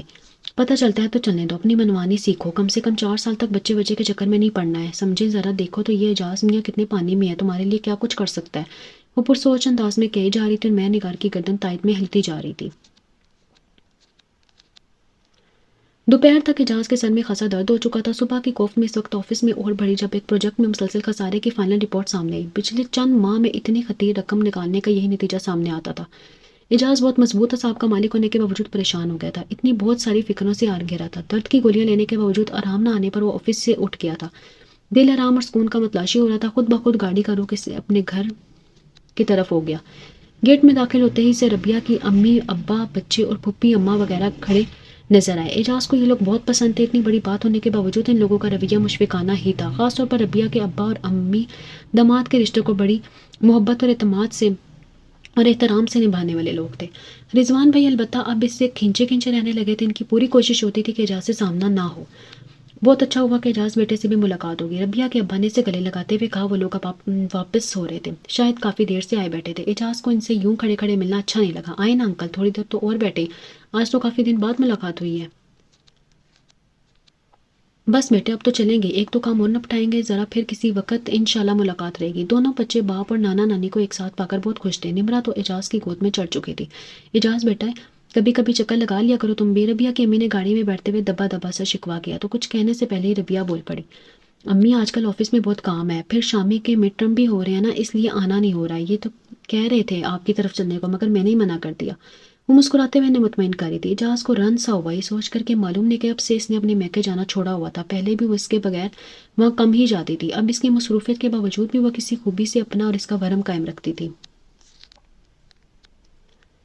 طبیعت کچھ اتنی خراب ہو رہی تھی کہ دل چاہنے کے باوجود وہ بچوں کے ساتھ نہیں بیٹھ پا رہا تھا۔ خیر تو ہے، کیسی طبیعت ہو رہی ہے؟ اسے بار بار صوفے کی پشت سے سر ٹکاتے دیکھ کر پھپھی اماں سے رہا نہ گیا۔ اس کے لیے کپ میں چائے بنائی ہوئی ربیہ بھی اعجاز کی اتری ہوئی صورت دیکھ کر بے چین ہو رہی تھی۔ اعجاز کے سر میں درد ہونا پھپھی اماں کے لیے اتنا غیر اہم ہرگز نہیں تھا کہ وہ اپنی بے نیازی برقرار رکھ پاتی۔ اس کے منع کرتے رہنے کے باوجود انہوں نے اس کے شیمپو کیے بالوں میں شرافت سے اپنے کمرے میں رکھی تیل کی بوتل منگا کر آدھی بوتل تو اندھا ہی دی۔ سر میں درد نہیں ہوگا تو کیا ہوگا، کیا ہوگا، اپنے آپ پر آرام اور سکون تو حرام کر لیا تم نے۔ سونا جاگنا کھانا پینا بنا کسی شے کا سکھ نہیں رہا۔ بہت دنوں بعد وہ بولے جا رہی تھی۔ اعجاز کو حیرت ہونے لگی، وہ کیسے اس کی حالت سے واقف ہوئی۔ آخر ان آنکھوں میں دیکھو کس قدر ہلکے پڑ رہے ہیں، کس قدر کمزور ہوا جا رہا ہے، مگر کوئی خیال۔ ان کی آواز رننے لگی تو اعجاز جلدی سے سیدھا ہو بیٹھا۔ ممتا بھرے ہاتھوں سے بڑا سکون ملا تھا۔ ارے ارے پھپھی اماں کیا کرتی ہیں؟ ٹھیک ٹھاک تو ہوں۔ ان کے گھٹنے تھامے وہ کارپٹ پر بیٹھا تھا۔ نظر آ رہے ہو جتنے ٹھیک ہو، مگر ہم ہوتے کون ہیں تمہیں کچھ کہنے والے؟ حق ہی کیا ہے ہمارا تم پر؟ پال پوس کر اتنا بڑا کر دیا، معاشرہ خود مختار ہو گیا، ہماری حیثیت ہی کیا ہے؟ ان کی اتنے دن کی خاموشی کسی طور ٹوٹی تو اعجاز کو ان کی ناراضگی کا اظہار بڑا اچھا لگ رہا تھا۔ کتنے پیار بھرے رشتوں سے وہ اپنے ہی ہاتھوں سے دور ہو گیا تھا۔ دیر تک وہ انہیں مناتا رہا۔ ربیہ پہلے ہی باہر جا چکی تھی، اسے اپنے آنسو چھپا لینے میں زیادہ مہارت نہیں تھی۔ اپنی کمزوری پر بے نیازی کا پردہ اس لیے ڈالے رکھتی تھی کہ یہی ضروری ہے۔ ربیہ کو منا لو بیٹا، وہ بہت نیک بچی ہے، کیا کچھ تم نے اس کے ساتھ کر ڈالا، مگر گھر کی عزت بنائے بیٹھی ہے، ہر ایک کے آگے تمہاری صفائی پیش کرتی ہے، بچوں تک کو تم سے متنفر نہیں ہونے دیا۔ پھوپھی دھیرے دھیرے اعجاز کو سمجھا رہی تھی، حالانکہ وہ تو کب سے ایسا چاہ رہا تھا۔ ربیہ خالی بیوی نہیں تھی، قریبی دوست تھی، دل و دماغ پر پڑے بہت سے بوجھ اس کے ساتھ شیئر کرتی تھی۔ اب اتنے دن سے تنہا ہر مسئلے کو حل کر کے وہ بھی تھک سا چلا تھا۔ اس تھکن کو جان لیوا بنانے میں مہر نگار اس کی والدہ کا کتنا بڑا حصہ تھا، اعجاز اب اچھی طرح سمجھ رہا تھا۔ وہ بہت اکیلی ہو گئی ہے تمہارے بغیر، جو کرنا تھا تم نے کر لیا، مگر بیٹا ربیہ کو بھی اس کا حق ملنا چاہیے، انصاف سب سے بڑی شرط ہے، دو بیویوں کے درمیان ربیہ کے ہی نہیں اللہ کے بھی گناہگار ہو تم۔ وہ انہیں کیا بتاتا ربیہ کو منانے کی اس کی کتنی کوششیں رائگاں جا چکی ہیں، جتنی دیر وہ یہاں رہتا ربیہ بچوں کو ڈھال بنائے ان کے پیچھے چھپتی رہتی تھی، اپنی طرف سے اس کے ساتھ زیادتی کا احساس اعجاز کو ربیہ کے ساتھ کسی زور زبردستی کی اجازت بالکل بھی نہیں دیتا تھا۔ پھوپھی اماں کے پاس سے اٹھ کر اس نے ربیہ کو ڈھونڈنا چاہا۔ بڑے گھر کی سب سے بڑی خرابی یہی ہوتی ہے کہ انسان ایک دوسرے کی تلاش میں عموماً خاصا وقت گنوا دیتا ہے۔ پچھلے لان کی سیڑھیوں سے اسے خاموشی سے بیٹھا دیکھ کر اعجاز کو اسے متوجہ کرنے کی ہمت اپنے اندر پیدا کرنی ہی پڑی۔ ربیہ ذرا مجھے کوئی پین کلر دو، میں اپنے کمرے میں جا رہا ہوں۔ جاتے جاتے وہ بھی موڑا، اور پلیز تم خود چائے بنا کر لانا، شرافت سے مت بنوانا۔ کس طرح وہ بھی اس کے ساتھ تھوڑی سی تنہائی چاہ رہا تھا۔ شرافت کو کسی دوسرے کام میں احتیاطاً مصروف کر کے اعجاز اوپر اپنے کمرے میں چلا آیا۔ ربیہ کی خفگی دور کرنے کے لیے بہت سے فقرے ذہن میں ترتیب دیے ہوئے تھے اس نے، وہ مطمئن نہیں ہو پا رہا تھا، کوئی بھی الفاظ اس سے پرتاثیر نہیں لگ رہے تھے جو اسے آسانی سے بری کرا سکیں۔ ایک ہلکے سے کھٹکے کے ساتھ وہ اندر چلی گئی۔ اعجاز کی موجودگی میں وہ اس کمرے میں کتنے ماہ بعد آئی تھی۔ وہ سیدھا ہو بیٹھا، سارے فقرے سارے الفاظ کہیں کھو بیٹھے تھے۔ ربیہ نے چائے کی ٹرے سائڈ ٹیبل پر رکھتے ہوئے وہیں دراز سے ٹیبلٹ نکال کر گلاس کے قریب رکھ دی، بغیر ایک لفظ بھی کہے وہ مڑی۔ اعجاز یہ موقع کسی صورت نہیں کھونا چاہتا تھا، اس لیے تیزی سے اٹھ کر اس کے سامنے آ گیا۔ ربیہ پلیز، اب بس بہت ہو گیا۔ اس کے قدم اٹھانا مشکل ہو رہا تھا، اس لمحے وہ ڈرتی چلی آ رہی تھی۔ اعجاز کے چھوٹے سے فقرے کا اس کے پاس بڑا تفصیلی جواب تھا، مگر حلق میں پڑتا ہوا آنسوؤں کا پھندا کسی بھی لمحے ساری بہادری کو آسانی سے بہا سکتا تھا۔ ربیہ کو اعجاز کے سامنے اپنی کمزوری کا اظہار اب بڑا توہین امیز محسوس ہو رہا تھا۔ اتنے ماہ سے وہ جس تکلیف اور اکیلے پن کے احساس سے پل پل گزر رہی تھی، وہ اعجاز ہی کی تو دین تھا۔ کترا کر سائڈ سے نکلنا چاہا تو اس کا ارادہ پہلے ہی بام چکا تھا۔ کتنی سزا آخر مجھے دینی ہے ربیہ، میں بہت تھک چکا ہوں، میں تو کبھی جان ہی نہیں سکا تھا کہ مجھے تمہاری کتنی عادت پڑ چکی ہے۔ ایک ہاتھ اس کا کندھا تھامے وہ پتہ نہیں اپنی صفائی میں کیا کچھ کہے چلا جا رہا تھا۔ ربیہ اس کی زیادتیوں کا ایک ایک کر کے گنوانا چاہتی تھی، اپنی ذات کی نفی ہونے کا الزام دینا چاہ رہی تھی۔ ایک ابال سا دل میں اٹھ رہا تھا، مگر آنسوں کا دھند اتنا دبیز ہوتا جا رہا تھا کہ سب کچھ چھپا جلا جا رہا تھا۔ دونوں ہاتھوں میں منہ چھپا کر وہ زاروں قطار رو پڑی۔ اعجاز نے قریبی بڑے صوفے پر سہارا دے کر بٹھاتے ہوئے ذرا سا سکون کا سانس لیا۔ ربیہ کی ناراضگی کا احترام اس طرح ہوتا تھا، شادی کے اتنے برسوں میں وہ اس کی عادات سے اچھی طرح واقف ہو چکا تھا، اپنے لیے بولنا اس کی سرشت میں تھا ہی نہیں۔ تب اعجاز کو حیرت بھی ہوتی تھی، مگر ربیہ کا کہنا تھا کہ خیال وہ ہے جو دوسرا خود آپ کو رکھے، منہ سے کہہ کر اپنے لیے کچھ کروانا تو سراسر توہین ہے۔ شاید اس کی یہی منطق اعجاز کو اتنا بڑا قدم اٹھانے کا حوصلہ دے گئی تھی۔ پر ربیہ کی معافی تھی یا مجبوری، بہرحال اسے منا کر وہ اگلی صبح بہت فریش تھا، اس لیے خوش بھی بہت تھا۔ بچوں کو ناشتہ کراتی ہوئی ربیہ کے چہرے پر کھلتی مسکراہٹ نے پھوپھی اماں کو بڑے سکون سے آشنا کیا۔ اتنے دنوں بعد آج وہ اعجاز کے برابر والی کرسی پر بیٹھی تھی، ورنہ تو بالکل دوسری طرف جا بیٹھی تھی۔ پرسکون سجا سجایا گھر، بیوی بچے، ماں جیسی محبت کرتی پھوپھی ماں، بھلا کس چیز کی کمی رہ گئی تھی جو وہ یہ بے وقوفی کر بیٹھا تھا۔ اعجاز نے چائے کا سپ لیتے ہوئے سوچا، چلو بیٹا کہیں دیر نہ ہو جائے۔ ربیہ نے شامی کو دیکھتے ہوئے کہا، جو اس خیال سے بہت زیادہ خوش تھا کہ آج پاپا اسے اسکول چھوڑیں گے۔ ربیہ کو بھی اس نے اصرار کر کے اپنے ساتھ بٹھا لیا۔ شامی کو اس کے اسکول چھوڑ کر ربیہ کے اسکول جاتے ہوئے وہ بار بار اپنی شرمساری کا اظہار کر رہا تھا۔ اتنے دن کی زیر سہنے کے بعد بڑی سہولت سے اس کی معذرت کو سر ہلا ہلا کر قبول کرتی ہوئی ربیہ کو ایک خیال بار بار اپنے ذہن میں چٹکنا پڑا تھا کہ محبت کی ایک نگاہ اور شرمندگی میں ڈوبے کچھ فقرے کیا اس توہین امیز سلوک کی تلافی تھی جو اس نے اپنی روح پر جھیلا تھا؟ ربیہ اس سوال کا جواب خود اپنے پاس نہیں پا رہی تھی، کیونکہ اس کی مشکل یہ تھی کہ وہ واقعی اعجاز سے محبت کرتی تھی، اور محبت انسان کو ایسی بند گلی میں پہنچا دیتی ہے جہاں سے وہ خود بھی نہیں نکلنا چاہتا۔ پہلے دن تو اعجاز کا نہ آنا ہی ان دونوں ماں بیٹی کے لیے اچھا ثابت ہوا تھا۔ اپنے سارے پروگرام انہوں نے آسانی سے پائے تک میل تک پہنچائے، مگر جب دوسرا تیسرا دن بھی گزارنے لگا تو اندیشہ سر اٹھانے لگا۔ ان 2.5 دنوں میں اعجاز نے صرف فون پر چند بار بات ہو سکی تھی، وہ بھی یہاں سے کیے گئے تھے۔ اس نے تو خود سے فون کرنے کی بھی تکلیف گوارا نہیں کی تھی۔ ایسا کرو تم خود چلی جاؤ اعجاز کے آفس اور پھر ساتھ لے کر ہی آؤ اسے۔ مما کے مشورے پر ملازمہ سے سر میں مساج کرواتی ہوئی میں نگار کو لگا جیسے اس نے کچھ غلط سنا تھا۔ بیٹی کی اٹھی ہوئی نظر کی حیرانی بھانپ کر انہوں نے بات کو دہرایا اور اعجاز کو اس کی بے اعتنائی کو کوئی اچھی علامت قرار نہ دینے کا اضافہ بھی کیا۔ مگر میں کیوں اماں؟ مہر نگار نے جلاتے ہوئے ملازمہ کو پیچھے ہٹنے کا مشورہ کرتے ہوئے کہا، آپ خود ہی تو کہتی ہیں مرد کو زیادہ سر پر چڑھانا ٹھیک نہیں ہوتا، بس کبھی کبھی تھوڑی بہت خوش آمد کافی ہے۔ اپنا پڑھایا ہوا سبق بیٹی کو اچھی طرح یاد رکھنے پر انہوں نے تعریفی نگاہوں سے دیکھا تو ضرور پر حالات پر حالات کی سنگینی کا احساس دلانے کے لیے وہ اس کے قریب جا بیٹھی۔ کوئی بھی اصول ہر طرح کے حالات کے لیے نہیں ہوتا ہے، خاص کر مردوں کے سلسلے میں تو ہمیشہ یاد رکھنا۔ اب تک تو وہ تمہارے پیچھے پیچھے تھا، کتنی بیزاری کا تم اظہار کرتی، وہ صبح شام یہی نظر آتا تھا، مگر اب تو تیسرا دن ہے۔ ان کی بات کو بیچ میں سے کاٹتے ہوئے مہر نگار نے بے نیازی سے سر جھٹکا۔ ارے مما، وہ تو اس دن کی ناراضگی کی وجہ سے نہیں آئے ہیں، دیکھ لیجیے گا کل پرسوں میں یہی موجود ہوں گے۔ خود ہی چلی گئی منانے تو روز نیا اعتراض کرنے لگیں گے، اور نہ آیا کل پرسوں بھی تو تب تو جانا ہی پڑے گا۔ پھر ایسا کریں آپ چلی جائیں، ناراض بھی تو آپ سے ہی ہیں۔ بیٹی کے احمقانہ جواب پر انہوں نے سر پیٹ لینے کا دل چاہا، مگر ایک سے زائد بار اس جذباتی پن میں وہ داماد کو ناراض کر چکی تھی، اس لیے بیٹی کو ٹھنڈے دل و دماغ سے سمجھانا بہتر سمجھا۔ دیر تک ساری صورتحال پر ہر طرف سے غور کر لینے کے بعد یہ طے پایا کہ مہر نگار اعجاز کو آفس فون کر کے اپنی فرضی بیماری کا نقشہ کھینچ کر اس انداز سے کھینچے کہ اسے آتے ہی بند پڑے۔ بہت پیسہ ہے ابھی اس کے پاس، مجھے تو اس دن خوشی ہوگی جس دن تمہیں اس گھر پر راج کرتے دیکھوں گی جہاں وہ بیٹھی راج کر رہی ہے۔ منہ بگاڑ کر آخری جملہ ادا کرتے ہوئے بیٹی کو آشیرواد دیتی باہر چلی گئی۔ اب کے اعجاز سے اس 1000 گز والے پلاٹ کی بات ضرور کر لینا جو اکرام بتا کر گیا تھا۔ مہر نگار نے میک اپ کا تنقیدی جائزہ لیتے ہوئے ان کی ہدایت پر سر ہلایا، پھر جیسے کچھ یاد آیا تو بولی، ماما یہ اکرام کو اپنے خواہ یہاں کا پتہ دے دیا، مجھے تو ڈر ہی لگتا ہے کہ کسی دن اعجاز سے سامنا نہ ہو جائے، ہوتا ہے تو ہو جائے، میں نے بتا رکھا ہے کہ میرا بانجا ہے، پھر کیا اعتراض۔ ایک تو آپ سمجھتی نہیں ہے اس محلے میں بھی اس کے آنے سے کیسا فساد اٹھا تھا، پھر 2 ٹکے کا بھی اس سے ہمیں فائدہ نہیں، خالی کھولی جیبیں ہلاتا آ جاتا ہے، الٹا آپ ہی 200-400 روپے دے کر رخصت کرتی ہیں، ایسے نہیں ہلا رکھا ہے میں نے اسے۔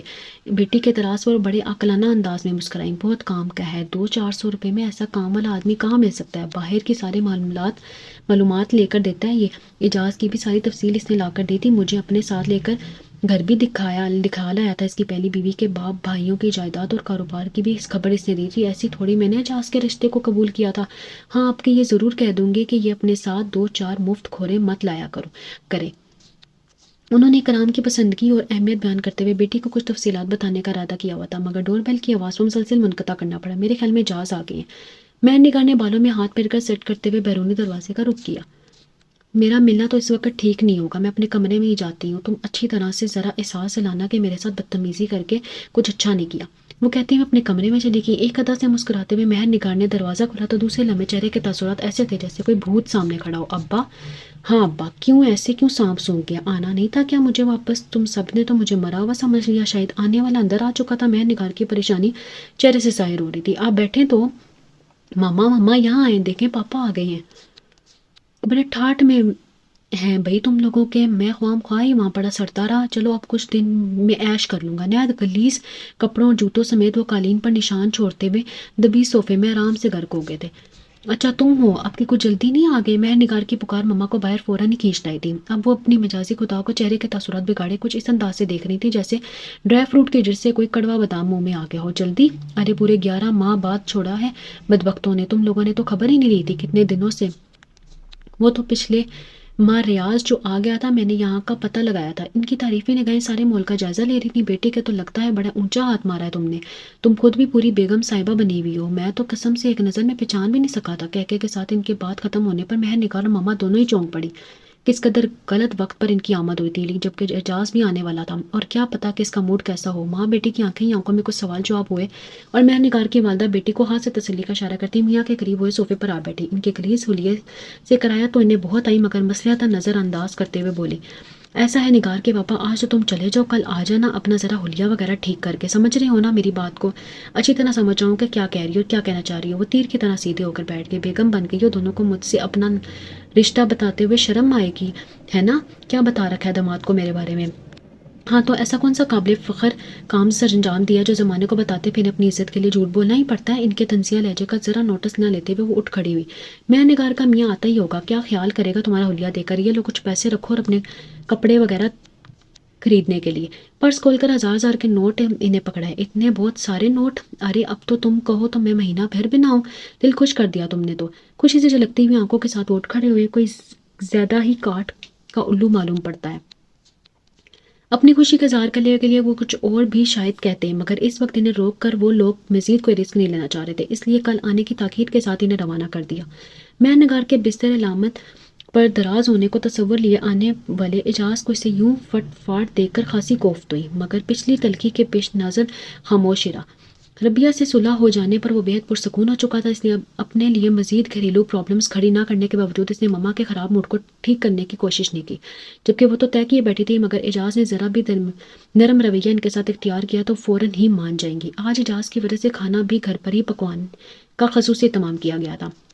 مہر نگار کے بار بار اصرار کے باوجود جب اس نے بمشکل 2-4 نوالے کھا کر جانے کا ارادہ ظاہر کیا تو مہر نگار بما والدہ بے ہوش ہوتے ہوتے بچی۔ آج کیسے جا سکتے ہیں آپ؟ 3 دن بعد تو آئے ہیں، میں نہیں جانے دوں گی۔ اس کی انہیں دل برانہ داؤں کو کبھی وہ شدائی تھا، مگر آج کچھ بیزاری سی محسوس ہوئی۔ پھر کسی وقت آؤں گا، آج تو مجھے کچھ آفس کا کام دیکھنا ہے۔ حقیقت بھی یہی تھی، کئی اہم کام اس کی توجہ کے متقاضی تھے اور وہ انہیں سکون اور سہولت سے گھر پر کرنا چاہ رہا تھا۔ اب رات کے 11 بجے آفس کا کوئی کام ہے، کل ہی کر لینا۔ مہر نگار کی ماما سے اب مزید خاموش نہ رہا جا سکا تھا۔ اعجاز نے ان کی بات کا جواب دینا ضروری نہیں خیال کیا تھا اور سائڈ بورڈ سے گاڑی کی چابی اٹھائی تو وہ آگے بڑھ کر سامنے آ گئی۔ یہ کوئی طریقہ نہیں ہے میری بچی کو یوں ایک طرف ڈال کر تم گلچھڑے اڑاتے پھرو، ذمہ داری نہیں اٹھا سکتے تو شادی کیوں کی تھی؟ مہر نگار نہیں چاہ رہی تھی کہ ان کی اعجاز کے ساتھ پھر سے طلاق کلامی ہو، اس لیے انہیں خاموش رہنے کا اشارہ کرتے ہوئے خود اعجاز کو روکنا چاہا۔ یہیں بیٹھ کر کرنے نا کام، فائلیں تو گاڑی میں ہی ہوں گی، میں راجو سے کہتی ہوں وہ جا کر نیچے سے لے آئے گی۔ بیکار کی خدمت مت کرو، مہر نگار کہہ جو دیا ہے کہ پھر آؤں گا، وہ جھنجھلایا۔ اور یہ جو راجو کیا کرتا پھر رہا ہے معلوم ہے کچھ؟ ابھی کچھ پچھلے ہفتے برابر والے بلاک کے شیخ صاحب نے مجھے نیچے روک کر شکایت کی۔ اچانک کچھ یاد آنے پر اعجاز نے مہر نگار کو دیکھتے ہوئے ذرا غصہ کیا۔ خواہ مخواہ وہ بیچارہ تو کہیں آتا جاتا نہیں ہے، لوگ تو باتیں بنانے کا موقع ڈھونڈتے ہیں۔ مہر نگار نے جلدی سے بھائی کی صفائی پیش کی۔ مبادہ والدہ صاحبہ چہیتے بیٹے کی کارگزاریوں پر مزید نہ بھڑک اٹھے، مگر اعجاز اس وقت بخشنے کے موڈ میں تھا۔ لوگوں کا دماغ خراب نہیں ہے جو باتیں بنائیں گے؟ آدھی آدھی رات تک وہ گھر سے غائب رہتا ہے، تم کہتی ہو کہیں آتا جاتا نہیں ہے، کچھ خبر ہے جو اکھلاتے ہے؟ حضرات، بلاک کے پیچھے کا جو حصہ ہے وہاں کسی دن پولیس نے آ کر چھاپا مارا تو مصیبت میرے سر پڑتی ہے۔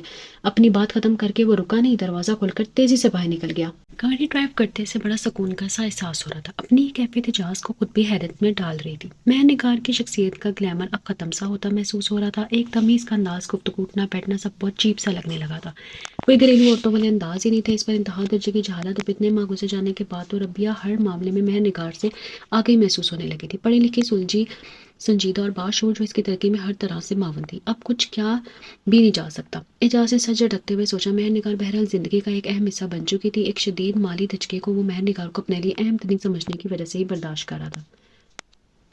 یہ بٹی ہوئی زندگی ربیہ کے لیے بہت خوشگن تو نہیں تھی، مگر وہ مطمئن نظر آنے لگی تھی اور اسے دیکھ کر اسے منسلک و محبت کرنے والے سارے لوگ بھی۔ اعجاز کی آفس کی پریشانی رابع سے زیادہ دن چھپی نہیں رہ سکی، بلکہ وہ اس سے چھپا ہی نہیں سکا۔ اپنی پرابلم شیئر کرنے کے لیے اس کے پاس ربیہ سے بہتر پہلے بھی کوئی نہیں تھا۔ اتنا زیادہ پیسہ خرچ کرنے کے وجوہات بیان کرتے ہوئے اندر سے بہت شرمندہ تھا، مگر جھجکتے ہوئے اپنی پریشانی پر آئے پسینے کے قطرے صاف کرتے ہوئے اس نے سب کچھ صاف صاف بتا دیا اور پھر جیسے بالکل ہلکا ہو کر بیٹھ گیا۔ تھوڑی دیر کے لیے تو ربیہ بالکل خاموش ہو گئی، کیونکہ اظہار کوئی تبصرہ نہیں۔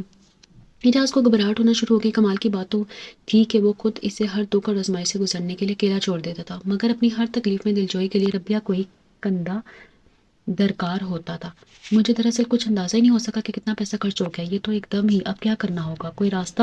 اعجاز کی پیش کردہ صفائی میں کتنا جھوٹا اور کتنا سچ، یہ طے کیے بغیر ربیہ نے دو ٹوک انداز میں پوچھا، راستہ کیا ہوتا ہے؟ جو کچھ بھی پاس ہے تمہیں معلوم ہی ہے۔ اعجاز کی مسکراہٹ کا پھیکا پن واضح تو یہی کیا جا سکتا ہے کہ فی الوقت کچھ پروجیکٹس کو بند کر دیا جائے، مگر ان کے اوپر لیا گیا بینک لون، ان کا انٹرسٹ بڑھتا چلا جائے گا۔ کچھ سمجھ میں نہیں آ رہا کہ نقصان ہونے سے کیسے بچا جائے۔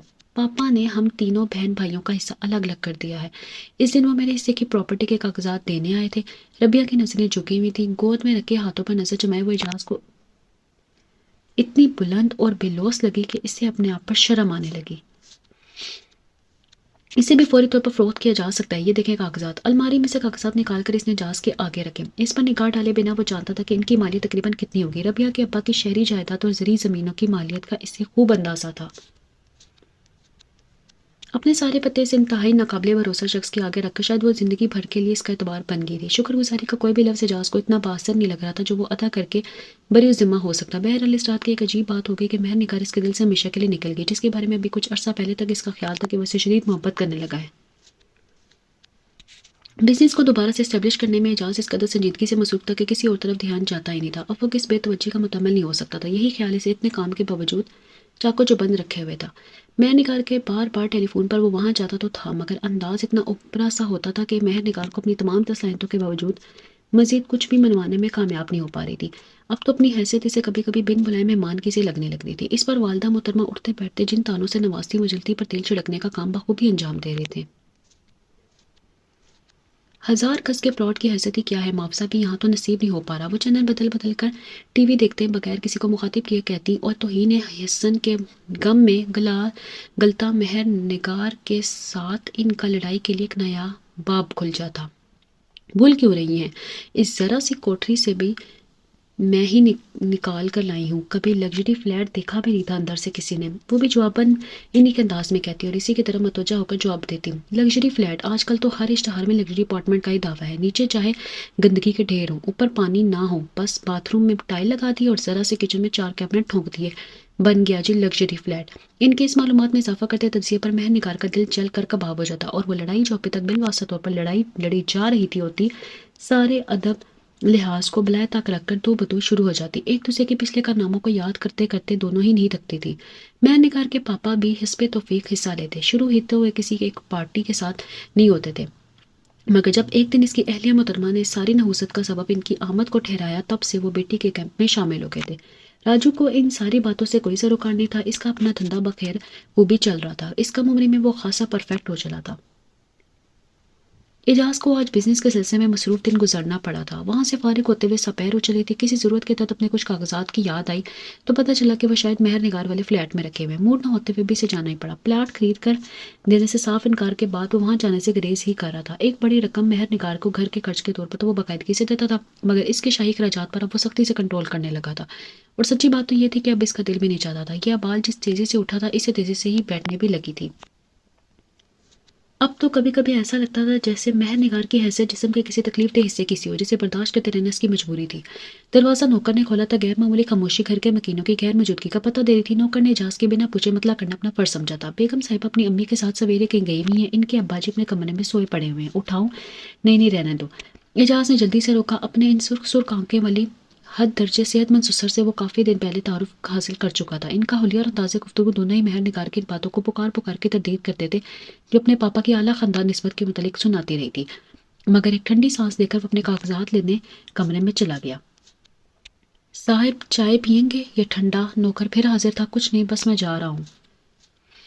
بیگم صاحب کو کیا بولوں؟ کچھ نہیں۔ اس کے مختصر جواب کے باوجود وہ وہیں کھڑا تھا۔ اعجاز نے کاغذات سمیٹ اٹھ کھڑا ہوا، ان لوگوں کی غیر موجودگی سے بڑی غنیمت محسوس ہوئی تھی، اس کا فائدہ اٹھا کر وہ جلد سے جلد یہاں سے نکل جانا چاہ رہا تھا۔ بس تم دروازہ بند کر لو، کہتا وہ تیزی سے باہر نکل گیا۔ گاڑی کا لاک کھول ہی رہا تھا کہ شانے پر کسی بے تکلف ہاتھ کا دباؤ چونکا گیا۔ پہچانا نہیں؟ مخاطب کے چہرے پر گنی داڑھی اور مونچھیں اعجاز کے لیے اجنبیت کا تاثر ضرور دے رہی تھی، مگر ان کی آنکھوں کی چمک اور لبوں کی مسکراہٹ بہت مانوس سی تھی۔ کہاں دیکھا ہے؟ اعجاز کو ذہن میں چماکے سا محسوس ہوا۔ ارے کیا اجنبیوں کی طرح دیکھے جا رہے ہو؟ شاکر ہوں یار، بھول گیا بالکل ہی۔ سامنے والا زیادہ ضبط نہیں کر سکا تھا، اس لیے اعجاز کی مشکل کو دور کرتا ہوا گلے لگ گیا۔ ارے یار تم اتنے سال بعد، اعجاز کی خوشی کی انتہا نہیں تھی۔ گرم جوشی سے گلنے ملنے کے بعد بولا تھا، وہ یقین نہیں آ رہا کتنے عرصے بعد ملے ہو تم نے بلا ہی دیا تھا امریکہ جا کر۔ یہ شکوے شکایت بعد میں کر لینا، پہلے میری خیریت تو پوچھو۔ خیریت تو صاف ظاہر ہے۔ اعجاز ہنسا تھا کہ شاندار حلیہ بہت نمایاں تھا۔ یہیں کہیں فرصت سے بیٹھتے ہیں، چلو گھر چلیں۔ میں گھر ہی جا رہا تھا، یا کہو تو کسی نزدیکی ہوٹل میں بیٹھتے ہیں۔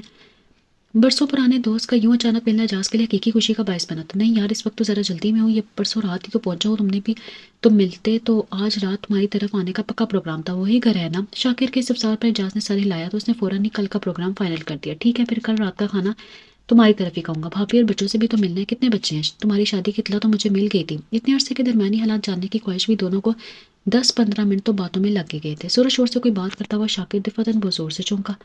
وہ گاڑی یہاں کہاں؟ اعجاز کی نگاہوں نے قدرتی طور پر اس کی نظروں کا تعاقب کیا تو مہر نگار کو بیمہ والدہ کمپاؤنڈ کے گیٹ سے اندر آتے دیکھا۔ اس وقت وہ ان لوگوں کا سامنا دانستہ کرنا چاہ رہا تھا، اس لیے خود کو تھوڑا سا اوٹ میں کر لیا۔ یہ مہر نگار ہی ہے نا؟ شاکر ابھی تک اسی حیران کن کیفیت میں تھا جس میں اب اعجاز میں مبتلا ہو گیا تھا۔ 10 سال بعد پلٹ کر آنے والے دوست کے منہ سے اپنی بیوی کا نام سننا اس کے لیے غیر متوقع تھا۔ اب بھی کچھ پوچھنا ہی چاہ رہا تھا کہ شاکر ایک پھیکی سی مسکراہٹ کے ساتھ بولا، تم بھلا کیا جانتے ہوگے ان ماں بیٹی کو؟ اور نہیں تو نہ جاننا ہی بہتر ہے، بہت بڑا سیب ہے، خدا پناہ میں رکھے۔ شاکر کے چہرے پر پہلے خوشی کے رنگ اب مدھم ہو چلے تھے۔ اعجاز کو مہر نگار سے اپنا تعلق بتانے کی ہمت ہی نہیں ہو پا رہی تھی، اسے یوں لگ رہا تھا جیسے اندر سے کوئی چیز اسے روکے ہوئے ہے۔ جب تک وہ دونوں ماں بیٹی اپنے بلاک کے زینے کی طرف نہیں مڑ گئیں، شاکر کی نظریں اس پر سمت جمی رہیں۔ وہ دونوں کہیں سے شاید رکشے یا ٹیکسی میں آئی تھی، جب ہی گیٹ سے پیدل آئی دکھائی دے رہی تھی۔ مہر نگار کی گاڑی تو یہیں کچھ فاصلے پر رکی تھی۔ وہ دونوں قدرے فاصلے پر ہی بھی تھے، پر پھر مہر نگار اور اس کے ہم نشین دونوں ہی کس دوسرے قابل ذکر معاملے پر بحث کرتی آ رہی تھی، اس لیے ارد گرد کو قطعی طور پر نظر انداز کیے ہوئے تھی۔ خیر تو ہے، بات کیا ہے؟ اعجاز نے اپنی نروسنس کو چھپاتے ہوئے کہا کہ اس نے ناخوشگوار انکشاف کا خدشہ اس کے دل کو لڑکا رہا تھا۔ بڑی لمبی کہانی ہے یار، سناؤں گا کسی وقت فرصت میں۔ کھوکھلے کہکے کے ساتھ اس نے اعجاز کو ٹالنا چاہا۔ اس خوش لباس اور خوش مزاج مرد کی آنکھوں میں شکستگی کی تحریر واضح طور پر پڑھی جا رہی تھی۔ پھر بھی کچھ تو بتاؤ یار، ایک دم اتنے رنجیدہ کیوں ہو گئے؟ اپنی پریشانی اور شاکر کے لمحوں میں بدلتی کیفیت نے اعجاز کو کچھ جاننے کے لیے مجبور کر دیا تھا۔ اس کی آنکھوں میں وسا اصرار دیکھ کر شاکر ناک نے نگاہ چرا لی اور بولا، یہ میری پہلی بیوی تھی مہر نگار۔ گاڑی کی چھت پر انگلی پھیرتے وہ بغیر اعجاز سے نظر ملائے بولا۔ کتنی شدت سے اس کے اندر دھماکہ ہوا تھا، بری طرح لرز گیا، مگر باہر کی دنیا پرسکون تھی، ویسے ہی رواں دواں۔ ٹھنڈی ہوا کے جھونکے، ڈھلتی ہوئی ساپہر کا حسن، ذرا فاصلے پر معصوم بچوں کا شور، ان دونوں کے لیے اس گھڑی شاید کوئی معنی نہیں رکھتا تھا۔ یہی وجہ تھی میرے اتنے برس بن باس کاٹنے کی، بلکہ صرف 2 ماہ یہ شادی برقرار رہی تھی، مگر اس کی یادیں اتنی تکلیف دہ ہیں کہ اتنے برس گزرنے کے بعد بھی تکلیف دیتی ہے۔ وہ دل گرفتہ انداز میں کہے جا رہا تھا، ماں باپ، دوست، رشتہ دار، کسی کو کانوں کان خبر نہیں ہونے دی۔ روپیہ پیسہ پانی کی طرح پایا، مگر اس وقت اتنا بااختیار تو نہیں تھا۔ ابا نے جیسے ہی سختی شروع کی میں مجبور ہو گیا، تب پتہ چلا کہ ان عورتوں کا ایمان تو صرف پیسہ تھا۔ گھڑی بھر میں وفا نہیں کر سکی، سب کچھ سمیٹ سماٹ کے چلی گئی۔ اس کے باپ نے پستول کم پٹی پر رکھ کر طلاق نامے پر دستخط کرا لیے تھے۔ اعجاز جو بت کی طرح کھڑا سن رہا تھا اپنے حواس مجتمع کرتا ہوا بولا، مگر یہ سب کچھ ہو لیا اور تم نے خبر ہی نہ کی؟